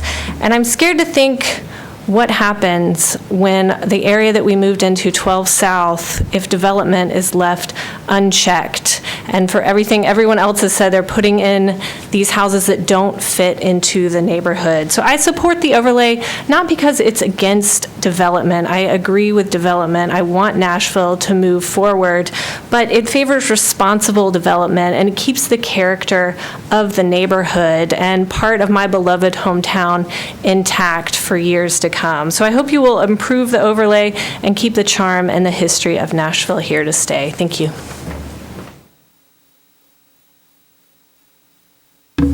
Hello, I'm Matt Garrett, 1104 Ackland Avenue. I'm a commercial real estate developer myself, so I understand the desire to maximize profit per square foot. The problem with what's happening now is that desire has found the path of least resistance in the form of permissive zoning, and the result is dozens of historic teardowns with two connected houses in their place, towering over their historic neighbors, as you've heard from many of my neighbors that have gone before me. So this will go on and on and on and on until nothing original or cool or inspiring remains in this neighborhood. So please vote to protect this Nashville treasure. Good evening. My name is Ashley Rose. I live at 906 Bradford Avenue. I'm a fifth-generation Nashvilleian and a block captain for this effort. This overlay is important because it will help meet the market demand for historic homes. Let me explain. It's always been my dream to live in a historic home, and 2 years ago I started searching for that in Nashville. And I'm here to tell you, it took me 6 months to find my historic home. Why? Because I couldn't get there fast enough. What I learned during that 6 months is there were campaigns by developers, usually outside investors, going door to door, mail campaigns, phone calls. I talked to a lot of these people going door to door for this effort, who got these phone calls, almost being harassed to sell their homes. So what happens is those historic homes typically don't even go on the MLS. So the average schmo like me that just wants an opportunity to make an offer doesn't really get that chance. So this overlay will help to increase the number of historic homes that go on the market because it's going to protect them, because when the investors buy them, typically they're bulldozed and replaced with new construction. My real estate agent, who was quite a sleuth, she found out that my 1921 home was going on the market 2 weeks before it did, and boy, I was ready. And even though I was out of town, by photos alone, I made my offer enthusiastically, and I was one of 4 offers the first day it went on the MLS, and I'm told all above market, all above asking price. What does this tell us? It tells us that there's a huge market demand for historic homes. And unfortunately, the demand is getting greater because the supply is getting less in Nashville. So this overlay is not anti-development. It's about giving folks like me who just want a chance to make an offer an opportunity to buy the historic home of their dreams, hire the contractor of their choice to renovate that home, improve it if they so desire, and therefore promote responsible development. Thank you for your support of this overlay.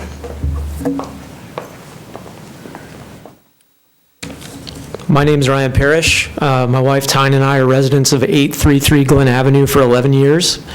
We moved into our 1930s home as renters in 2004, and in 2013 we purchased our home.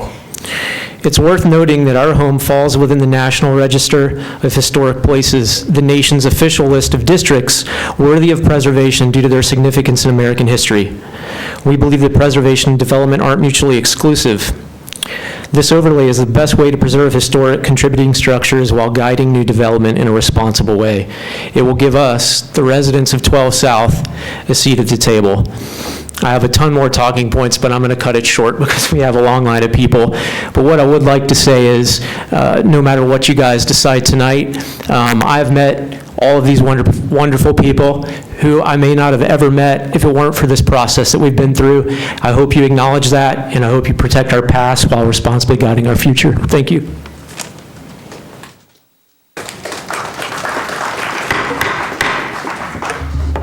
Hi, David Hooper, 1108 Ackland Avenue. I moved to Ackland Avenue 2 years ago, but I actually grew up in 12 South in the 70s and 80s. Moved back to 12 South in 2007. And being new to Ackland Avenue, I didn't want to assume that when this came up, the overlay came up about a year ago, that people wanted it. So I agreed to be a block captain going door to door, up and down Ackland Avenue, as well as Caldwell, West Grove, Benton Avenues, to see what residents wanted. Residents on Ackland Avenue wanted this 8 out of 10. They're for it. They want responsible development. And that's basically my point, because I know you want me to be brief, is that this has been resident organized, resident supported. You see us here. We've had 4 information meetings. Residents have been informed. We know what we're getting into, and we want this. And thank you for supporting the will of the people. Thank you.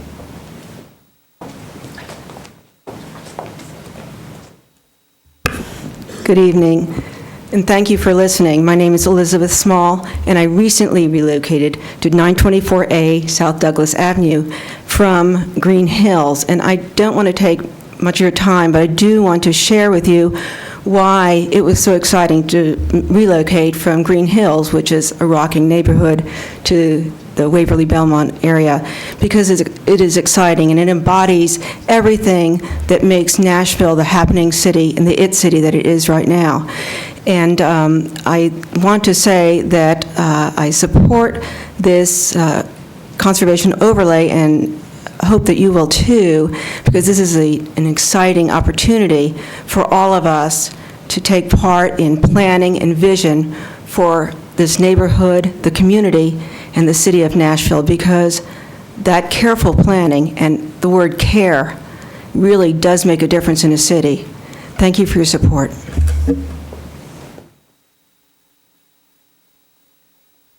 Hello, my name is Todd McEacher, and I own the home at 1101 Montrose, and I have since 1998. My argument has been made. I own a small home, and I'm for this overlay.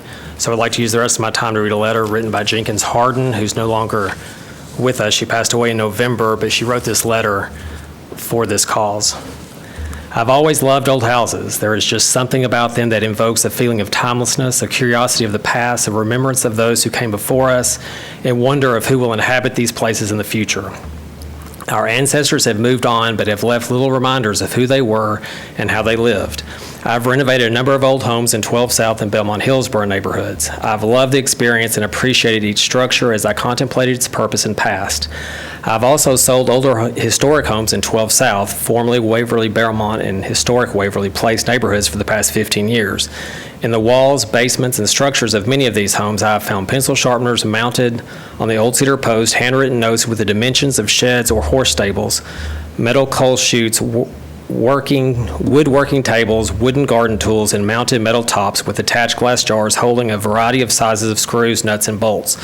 Most of these houses in the area were built nearly 100 years ago. It's really pretty cool to think about who first lived in these houses, what they did, and how they managed to live with these tiny closets, one bathroom, and if lucky, a clawfoot tub. I have a deep appreciation of the thoughtful and detailed design of what went into each and every home that was built. The quality and beauty of these homes is wonderful and noteworthy. Ornate Victorian or painted lady, brick bungalows, craftsman-style houses, Queen Anne-style houses, Dutch colonial, stone cottages, grand foursquares, and Tudors. The uniqueness of each home is interesting and remarkable, and no two are alike. The stone walls, mature trees, decorative architectural features, diversity of housing styles, and building materials contribute the character and individuality of the houses and neighborhood. There is no other neighborhood like 12 South, at least for now. These houses were built by hand by skilled craftsmen. 18-inch thick stone foundations were constructed by masons, and the stone was sourced from the ground upon which the house was built. The framing and siding came from old-growth pine and poplar from nearby forests. Much of the original siding used on houses 100 years ago is still in pristine condition today. Solid wood brackets, decorative wood railings, stone mantles, trim details, handcrafted fixtures, old-growth hardwood floors. Most of these materials are not readily available today, or if they are, they're very expensive. These homes were heated by coal-burning stoves and fireplaces, and the stone hearth and mantels were both functional and beautiful. In the summer months, the large covered porches, actually large enough to fit a few chairs or rocker, were used as a gathering spot to visit with neighbors and escape the heat. And many of the earlier homes had expansive sleeping porches as well. These structures exemplified form and function.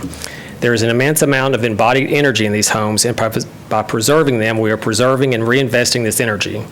A neighborhood that consists of primarily older homes provides a sense of permanence and comfort that is nearly impossible to recreate with new construction. Thought, pride, passion, and skill went into creating each home, and each has a story to tell. To me, it is a travesty that a community steeped in history, quality, and culture is at risk of being destroyed.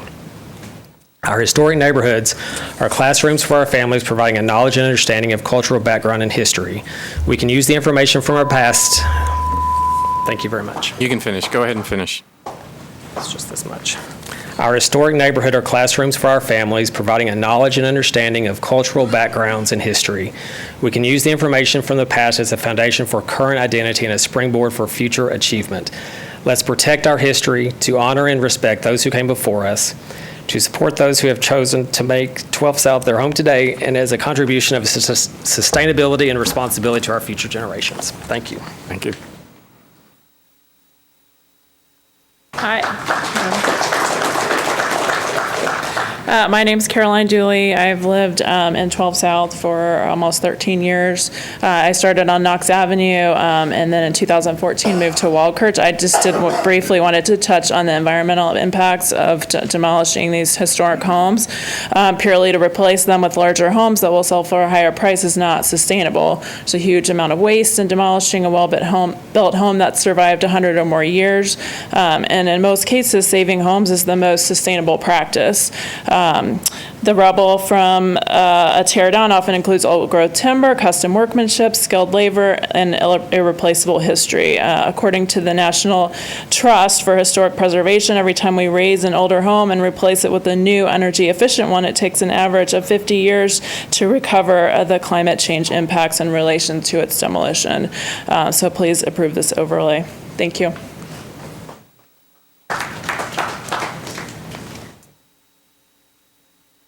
Good evening. My name is John Jennings. My wife and I have a home on 807 Montrose, and our story is a little different, which compelled me to get up here and speak to you. We really appreciate you hearing us tonight.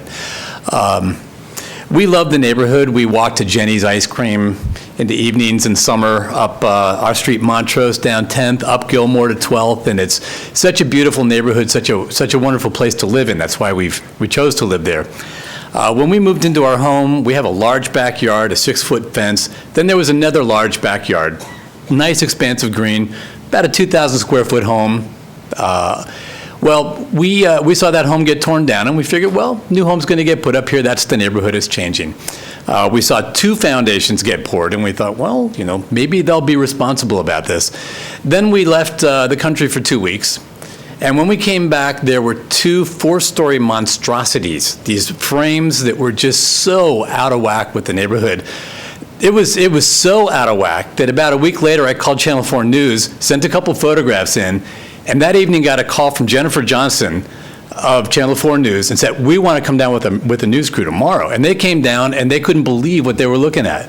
It was so out of touch with the neighborhood, and such a massive affront to, this is our backyard. Okay, this is where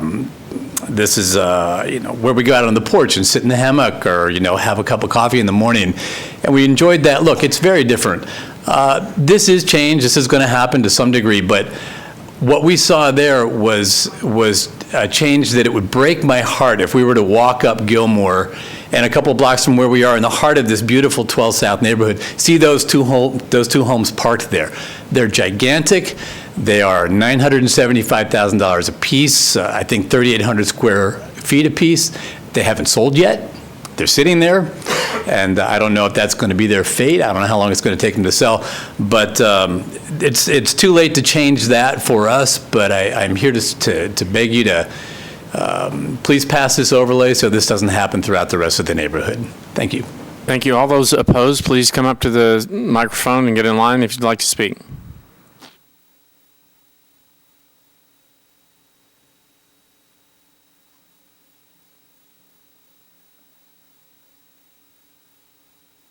I feel like the Lone Ranger. I did send everybody an email this afternoon, and I'd like to, could you pass those around?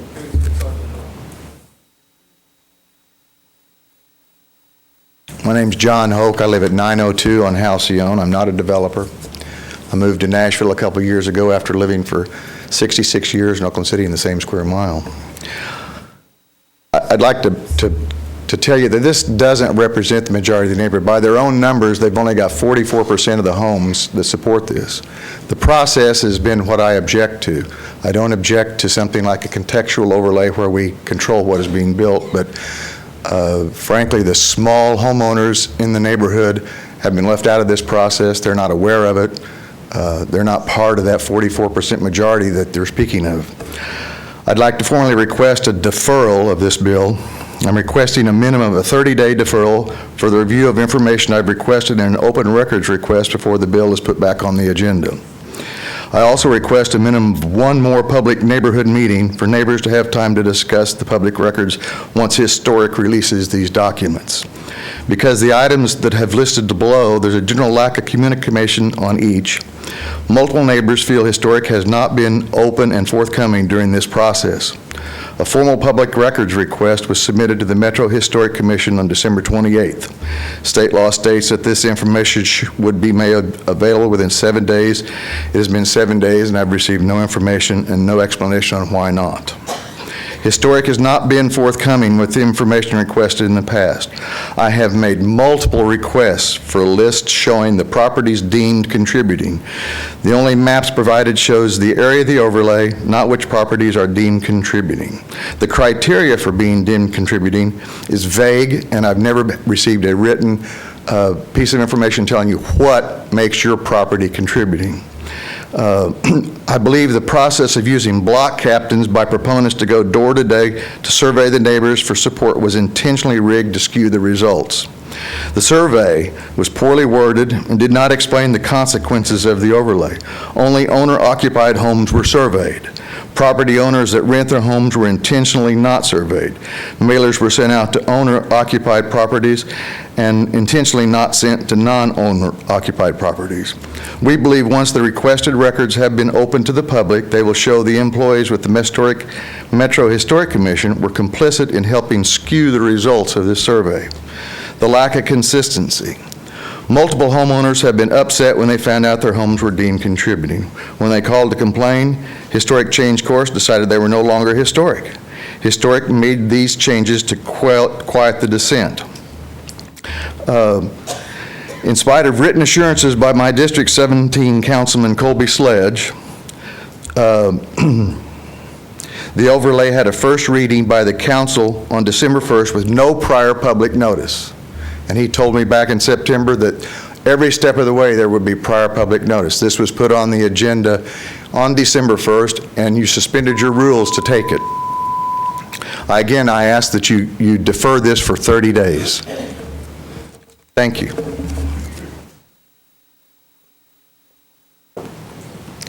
Hello, my name is Andrea Woodard. I live at 921 Hillview Heights, and I've lived in the Waverly Belmont area for 4 years now. I feel like I should have brought you all sunglasses for these bright green, lovely t-shirts, but I did not bring you presents. My apologies. I have three main concerns with this overlay, and more so the process that it has taken.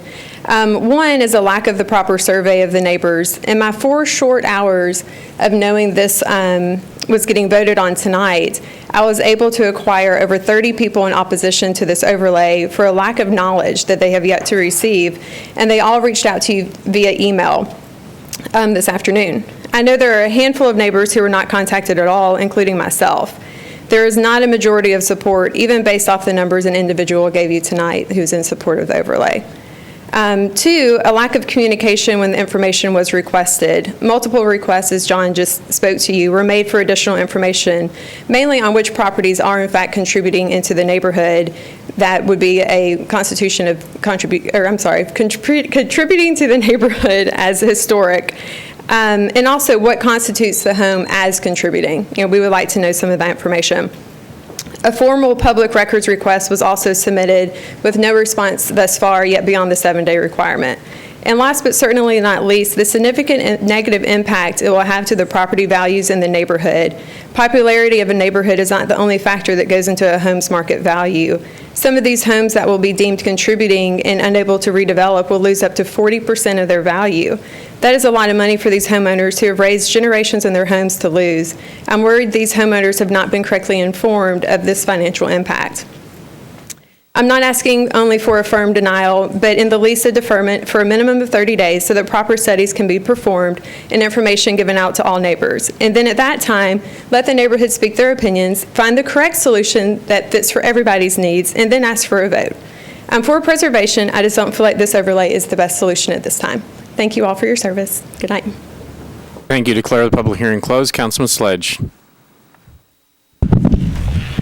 Thank you, Mr. Vice Mayor. Thank you to everyone who spoke on the bill, and thank you to my colleagues for listening intently. I make a motion to approve on second reading with a brief explanation once any questions are answered.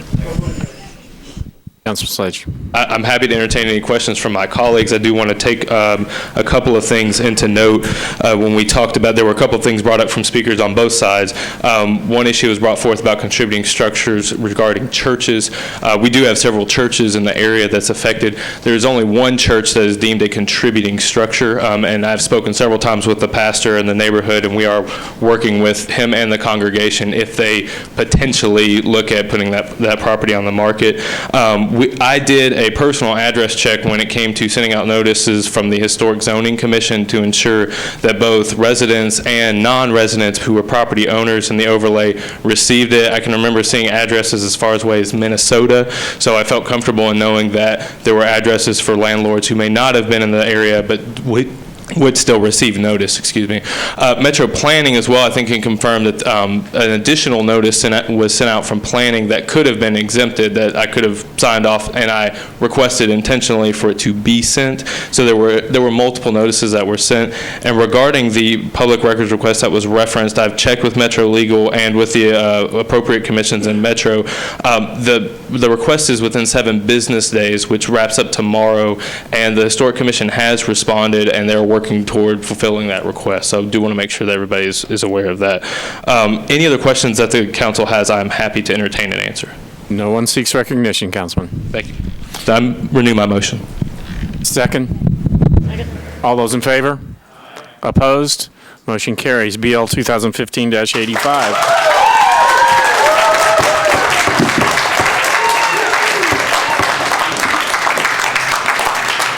You're welcome to take it outside. Please be orderly as you leave. Thank you. BL 2015-85, Councilman Anthony Davis, approved by the Planning Commission. Makes provisions to 8.0.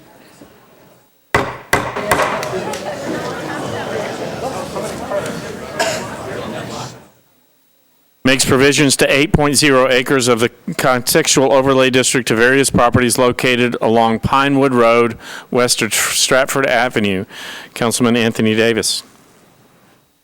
Thank you, Vice Mayor. I'd like to open the public hearing. All those in favor, please raise their hands. Those opposed? Seeing none, do those in favor seek to speak? Declare the public hearing closed. Councilman Davis. Thank you. I'd like to move approval. All those in favor? Opposed? Motion carries. Without objection, we'll take BL 2015-86 and 87 together. Councillady Mina Johnson changes BL 2015-86, changes 246 acres from R15 and R20 to SP for properties located at 326 Old Hickory Boulevard, Old Hickory Boulevard unnumbered, and Highway 70 unnumbered, east of Old Hickory Boulevard and north of Highway 70, to permit up to 360 multifamily residential units. And BL 2015-87 referred to the Planning Commission, cancels approximately 246 acres of the Nashville Highlands Planned Unit Development Overlay District for properties located at 326 Old Hickory Boulevard unnumbered, and Highway 70 unnumbered, east of Old Hickory Boulevard and north of Highway 70. Council Lady Johnson. Thank you, Vice Mayor. I would like to move to defer two meetings till February 2nd public hearing with brief explanation. Council Lady Johnson. Thank you. Ordinarily, this type of bill to change, zone change will go through public, Metro Planning Commission public hearing first. However, this bill to cancel part was have to be acted within 6 months, or the old part will be deactivated to allow additional 865 units. That was the nature of the urgency. On January 14th, this bill will go through Metro Planning Commission public hearing. And then it will have Planning Commissioner's recommendation. Then it will come to Metro Council February 2nd for Council public hearing. For that, I will renew my motion to defer two meetings. All those in favor? Opposed? Motion carries. Again, without objection, we'll take BL 2015-88 and -89 together. Councilman O'Connell. BL 2015-88 changes 1.76 acres from RM9 to SP zoning for property located at 1419 Rosa L. Parks Boulevard to permit up to 100 multifamily residential units. And BL 2015-89 cancels 1.76 acres of the Cheatham Place Residential Planned Unit Development Overlay District for property located at 1419 Rosa L. Parks Boulevard. Councilman O'Connell. Mr. Vice Mayor, I'd like to move to suspend the rules with a brief explanation, please. Councilman O'Connell. This is a continuation of a process that began last meeting when we did also have a number of suspensions. This is actually a rezoning request brought, as you can see, by MDHA. MDHA Director Jim Harbison is here as well if any of my colleagues have questions. We're on public hearing tonight with this. The zoning process has meant that it's arriving prior actually to a recommendation for approval or disapproval from the Planning Commission. The planning process will proceed accordingly from this point, but in order for them to qualify for a deadline for some THDA funding for this project, which would be basically a mixed income development, we had to get the bill out of sync with what it would ordinarily be. But anyway, I would renew my motion. Is there objection to the suspension of the rules? Seeing none, Councilman O'Connell. All right, in which case I would like to request to open the public hearing. All those in favor, please raise their hands. Those opposed? Seeing none, do those in favor seek to speak? Close the public hearing. Councilman O'Connell. Move approval. Second. All those in favor? Opposed? Motion carries. BL 2015-67. This is a bill on public hearing, third reading. Again, Councilman O'Connell. Authorizes the creation of a Gulf Central Business Improvement District and appoints a corporation to act as an advisory board to the district. Councilman O'Connell. Move approval with a brief comment. Do we need a public hearing on this one? The comment here is that this is basically renewing the existing Gulch Central Business Improvement District. We did talk about this, and it was approved with amendments by the Budget and Finance Committee. So I will renew my motion to approve. I think we need to open the public That's hearing. right. We have to. It's an unusual animal according to state law here. So I will request that we open the public hearing. All those in favor, please raise their hands. Those opposed? Seeing none, do those in favor seek to speak?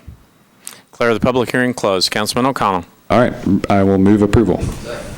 All those in favor? Opposed? Motion carries. That brings us to the consent agenda. Without objection, the following resolutions will be on the consent agenda today. RS 2016 77, 78, 79, 80, 81, 82, and 83, 84, and 85. Is there objection to keeping those on the consent agenda? Seeing none, let me do some reading.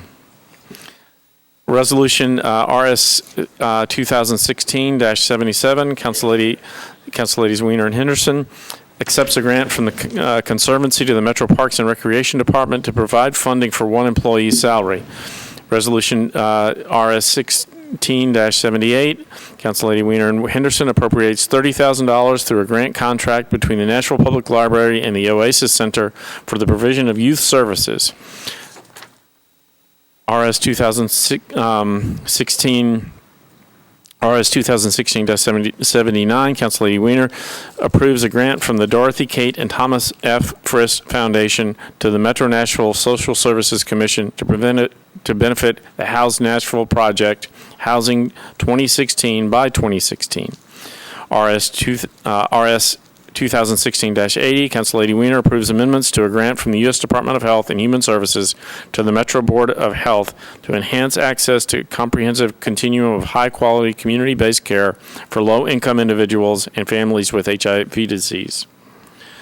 RS 2016-81, Council Lady Weiner and Murphy approves a grant to the State Department of Labor and Workforce Development and the Nashville Career Advancement Center to establish career training and support services and programs to be used in the apprenticeship program training program.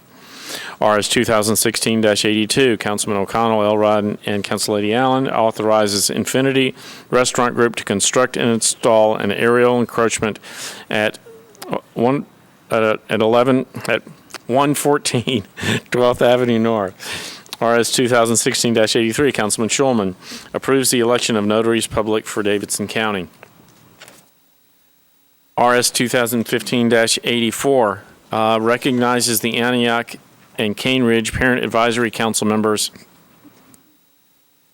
RS 2016-85 requests the Nashville Farmers Market to provide a comprehensive report to the Metro Council regarding its current financial status and its capital and operational needs to guarantee future success. I'm sorry.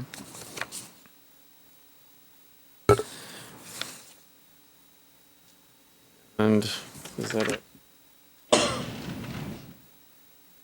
it? Committee reports. Council Lady Weiner, I'm sorry, Budget and Finance.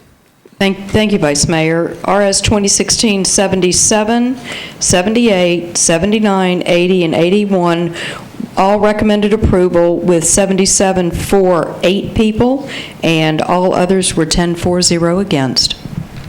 And I believe you also have the report for health, hospitals, and social services, Council. Actually, Council Lady Gilmore has that. Oh, she does, okay. Council Lady Gilmore. Thank you, Mr. Vice Mayor. Health, Hospitals, and Social Services, Resolution 79 and Resolution 80 was recommended for approval with 4 approving it and 0 against. Councilman Coleman for Codes, Fairs, and Farmers Market. Thank you, Vice Mayor. Resolution 2016-85, the Codes Committee approved 5 for, none against. Thank you. Council Lady Henderson for Parks, Library, Recreation, and Public Entertainment Facilities. Thank you, Vice Mayor. Parks, Library, and Rec for Resolution RS 216-77 recommends approval 6 in favor and 0 against. And for 2016-78, also recommend approval, this time 7 in favor, 0 against. Thank you, Council Lady. Council Lady Murphy for Personnel. Thank you, Vice Mayor. Personnel recommends Resolution RS 2016-81 for approval, 8 for, 0 against. Council Lady Allen for Planning and Zoning. Thank you, Mr. Vice Mayor. Planning, Zoning, and Historical recommended approval for RS 2016-82, 13 in favor, 0 against. Thank you, Council Lady. Councilman Elrod for Public Works. Public Works recommended for approval, Resolution number 82, 9 for, 0 against. Thank you, Councilman Schulman for Rules. Thank you, Mr. Vice Mayor. On resolution number RS 2016-83, the Rules Committee approved 7 and 0, and on resolution number RS 2016-84, the Rules Committee also approved 7 and 0, and I believe that's all the reports in. I would move to approve all matters on the consent agenda. Is there a second? You seek recognition, Councilman? I sit on the board of the Oasis Center, so I want to be recorded as abstaining on 2016-78. Thank you. Otherwise, all those in favor?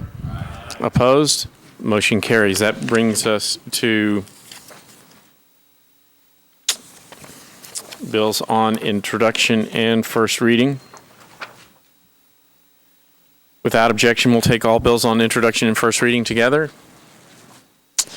Is there a motion for adoption on first reading? All those in favor? Opposed? Motion carries. That brings us to bills on second reading. BL 2015-90, Councilman Green, Elrod, and Allen, abandons an existing water main and accepts a new water main and easements for properties located along Bidwell Road. Councilman Green. Thank you, Mr. Vice Mayor. Committee reports, please. Council Lady Allen. Thank you, Mr. Vice Mayor. Planning, Zoning, and Historical approved Bill BL 2015-90, 13 in favor, 0 against. Councilman Elrod. Public Works recommended for approval, 9-4, 0 against. Councilman Green. Move for approval. Is there a second? Second. All those in favor? Opposed? Motion carries. BL 2015-91, Council Lady Henderson, Elrod, and Allen, abandons existing water main and easements and accepts new and replacement water mains and easements for properties located along Priest Road, East Ashland Avenue Drive, Maple Mere Drive, Priest Drive, and Otter Valley Drive. Is approved by the Planning Commission. Council Lady Henderson. Thank you, Vice Mayor. Committee reports, please. Council Lady Allen. Thank you, Mr. Vice Mayor. Planning, Zoning, and Historical recommended BL 2015-91 for approval, 13 in favor, 0 against. Councilman Elrod. Public Works recommended for approval, 9-4, 0 against. Council Lady Henderson. Thank you. With the committee reports in, I move approval. Is there a second? All those in favor? Opposed? Motion carries. BL 2015-92, Councilman Withers, abandons existing water main and easements and accepts a new water main, sewer main, and easements for properties located along Woodland and Russell Streets. Councilman Withers. Committee reports, please. Council Lady Allen. Thank you, Mr. Vice Mayor. Planning, Zoning, and Historic recommended BL 2015-92 for approval, 13 in favor, 0 against. Councilman Elrod. Public Works recommended for approval, 9-4, 0 against. Councilman Withers. Move approval. All those in favor? Opposed? Motion carries. BL 2015-93, Councilman Swope, Elrod, and others. Renames American General Way Health Park Drive from Old Hickory Boulevard northward to its terminus. Councilman Swope. Thank you, Vice Mayor. Committee reports, please. Council Lady Allen. Thank you, Mr. Vice Mayor. Planning, Zoning, and Historic recommended for approval, 13 in favor, 0 against. Councilman Elrod. Public Works recommended for approval, 9-4, 0 against. Councilman Potts. Thank you, Vice Mayor. Traffic, Park, and Transportation, 5-4, 0 against. Councilman Swope. Move approval. All those in favor? Opposed? Motion carries. And if I may, I'd like to defer the third reading to the first meeting in February so that the Emergency Commissions Board can meet on January 21st. All right, so the motion is to approve on second reading and defer to the first meeting in February, correct? Correct. Is there a second? Second. All those in favor? Opposed? Motion carries. Thank you. Thank you, Councilman. BL 2015-94, Council Lady Allen and Withers, amends the Metro Code pertaining to short-term rental property. Council Lady Allen. Thank you, Mr. Vice Mayor. I'd like to request committee reports, please. Councilman Coleman. Thank you, Vice Mayor. The committee voted 5-4, none against, with the caveat that this bill be returned to the Codes Committee by the third reading. All right. Council Lady Van Rees. Conventions, tourism, and public entertainment facilities, 7-4-0 against. Thank you, Council Lady. Council Lady Allen. Thank you. I'd like to move for approval with a brief explanation. All right. Just want to say this bill amends a bill that was passed back in February of 2015. The bill in February of 2015 provided regulation for short-term rental property, which was something that had just sort of sprung up in Nashville. Our law was ambiguous about it. We worked very hard over the course of about 3 years, many community meetings, many department meetings, many neighborhood meetings, to try to come up with something that struck a balance between providing guidelines for how short-term rental would work in Nashville, while providing protection for the neighborhoods. Beginning in July, we began to permit those properties and to enforce those regulations, and we've learned along the way that there are probably some improvements we can make to that. This bill is the first go-round of making some improvements to that. It does four things. One, it makes it illegal to advertise for more occupants than you can legally provide. It takes the word detached out of a slightly confusing paragraph that will make that easier for the BZA and the Codes Administration to deal with that. It requires allows only one permit per lot in single and two-family homes, and it makes a change to how properties with the small detached accessory dwelling units are counted with regard to a 3% cap that is provided as a limit for non-owner occupied properties. I believe that these are good modifications. This is not the end of learning how to deal with this. It's a complex issue, and cities all over the country have begun this process and are making their own refinements, and we can learn from them as well. So I would ask for your approval tonight and also on third approval, and if we need to continue to discuss this issue and make other refinements, I'm happy to set up committee meetings and to work with the codes and convention committees to continue this discussion. So with that, I renew my request for approval. Councilman Sledge. Thank you, Mr. Vice Mayor. Due to a professional conflict, I need to be marked as abstaining on this vote. Anyone else seeking recognition? Seeing none, all those in favor? Opposed? Motion carries. You were a little bit late on the draw there, Councilman Withers. I'm sorry. BL 2015-95 amends the Metro Code to authorize the Metropolitan Transportation Licensing Commission to adopt regulations related to the operational hours of pedicab and pedal carriages within certain portions of Nashville. Councilman Elrod. Thank you, Mr. Vice Mayor. Committee reports, please. Councilman Potts. Thank you, Vice Mayor. Traffic and parking voted to approve, 5-4-0 against. And Public Works. Public Works recommended for approval, 9-4-0 against. You have the floor. I move for approval with a brief explanation. Proceed. This is also amending a bill that was previously passed, sponsored by Councilmember Davis, Anthony Davis, passed in 2014. Metro regulates pedal cabs and pedal carriages in Nashville, and through the Traffic Licensing Commission, they have the authority to regulate where they operate in Nashville, but they do not have the authority to regulate when they operate. So that was an oversight, I believe, and this bill will do that. And talking with several folks, including folks of the Traffic Licensing Commission and a couple of the owners of some of these businesses, I've talked about my hope that the Licensing Commission will look at rush hour times, as I've heard from friends, constituents, and even myself about they've seen that, and I've seen that some of these pedal carriages are impeding the flow of traffic during rush hour trying to get home.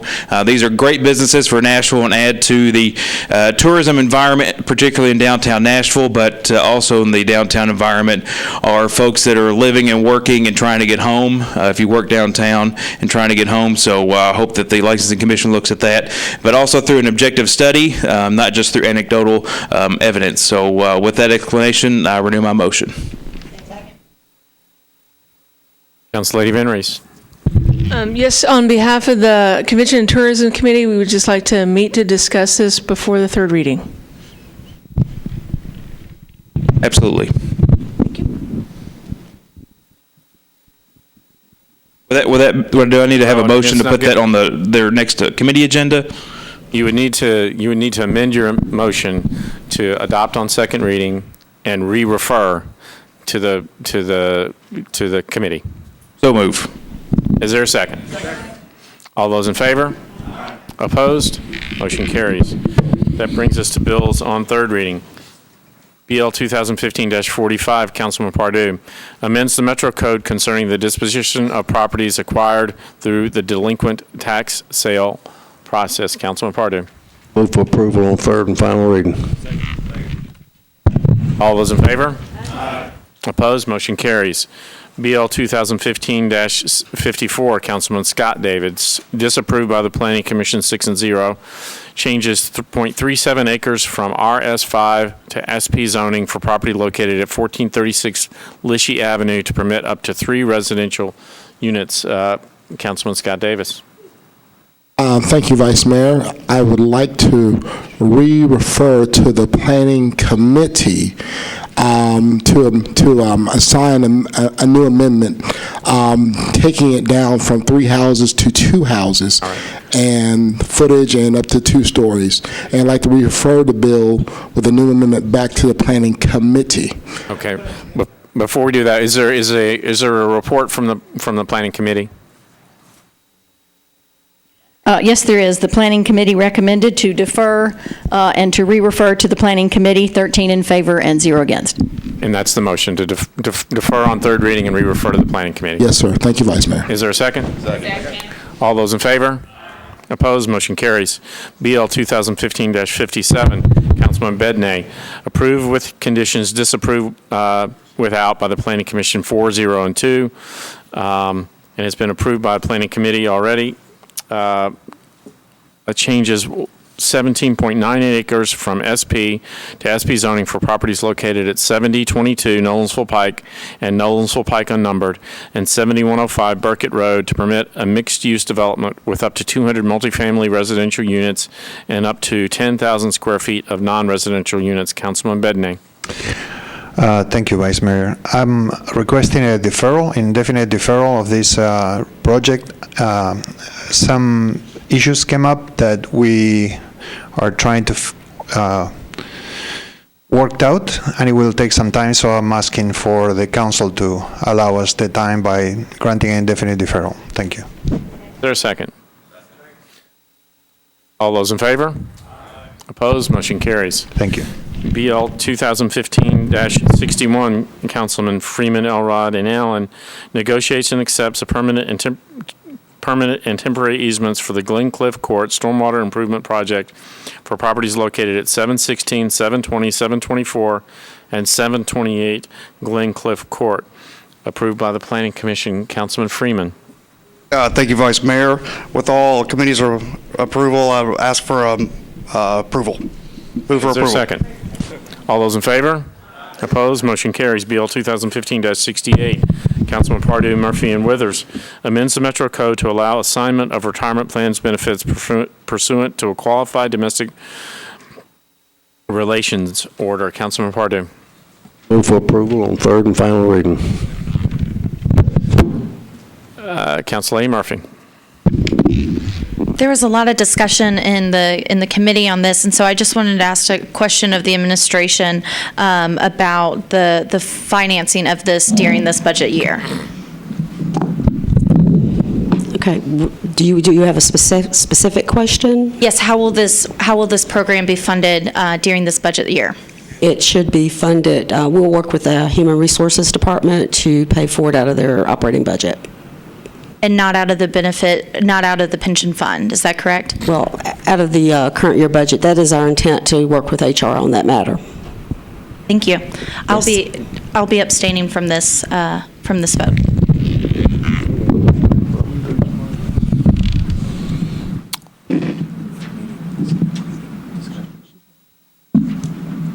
Councilman Coleman.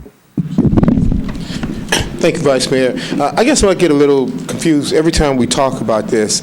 And Ms. Olmec, can you just tell us directly, will this come out of the pension benefit funding now? I mean, I know what you're saying about HR, but I want to hear about the pension benefit. Will this funding, with this earmarked money, come out of the funding benefit, or is this something that the state is going to recoup HR with? Well, currently, the state has no plan to reimburse Metro for any expenses incurred in the implementation of this legislation. So any costs that are incurred as a result of implementing the state legislation has to be funded by Metro. And today, there's not a recommendation that this will be funded through the benefit, through the pension fund? Correct. Thank you. Councilman Pardue. I want to let everybody know that pass this bill tonight at the request of Councilman Pride Moore, and that I too will be abstaining.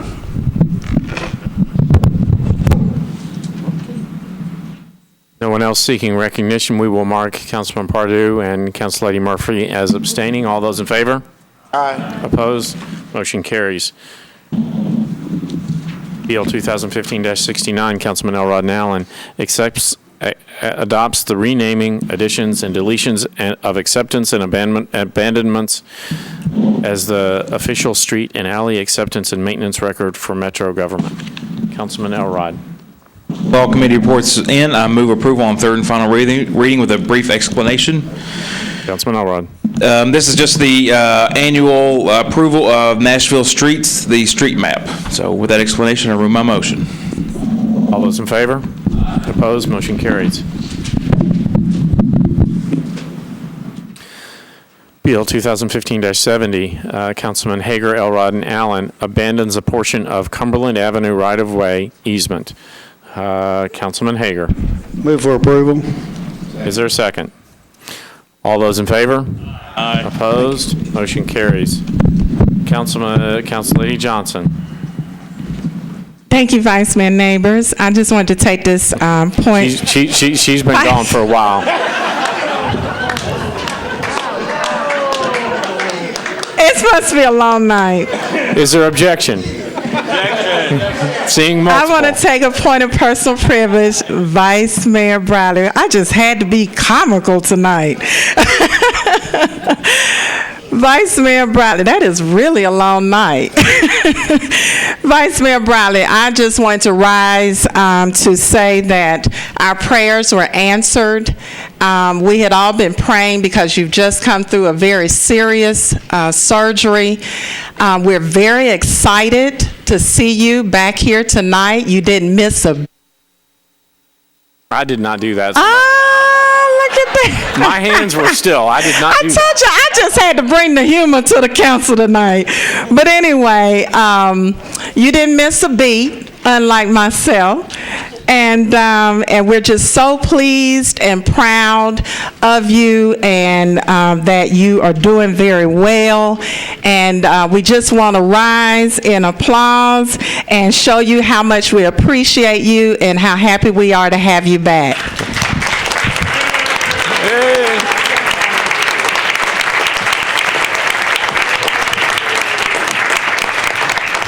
Nobody is happier than I am to be back. Is there a motion to adjourn? All those in favor? Opposed? We are adjourned. Thank you.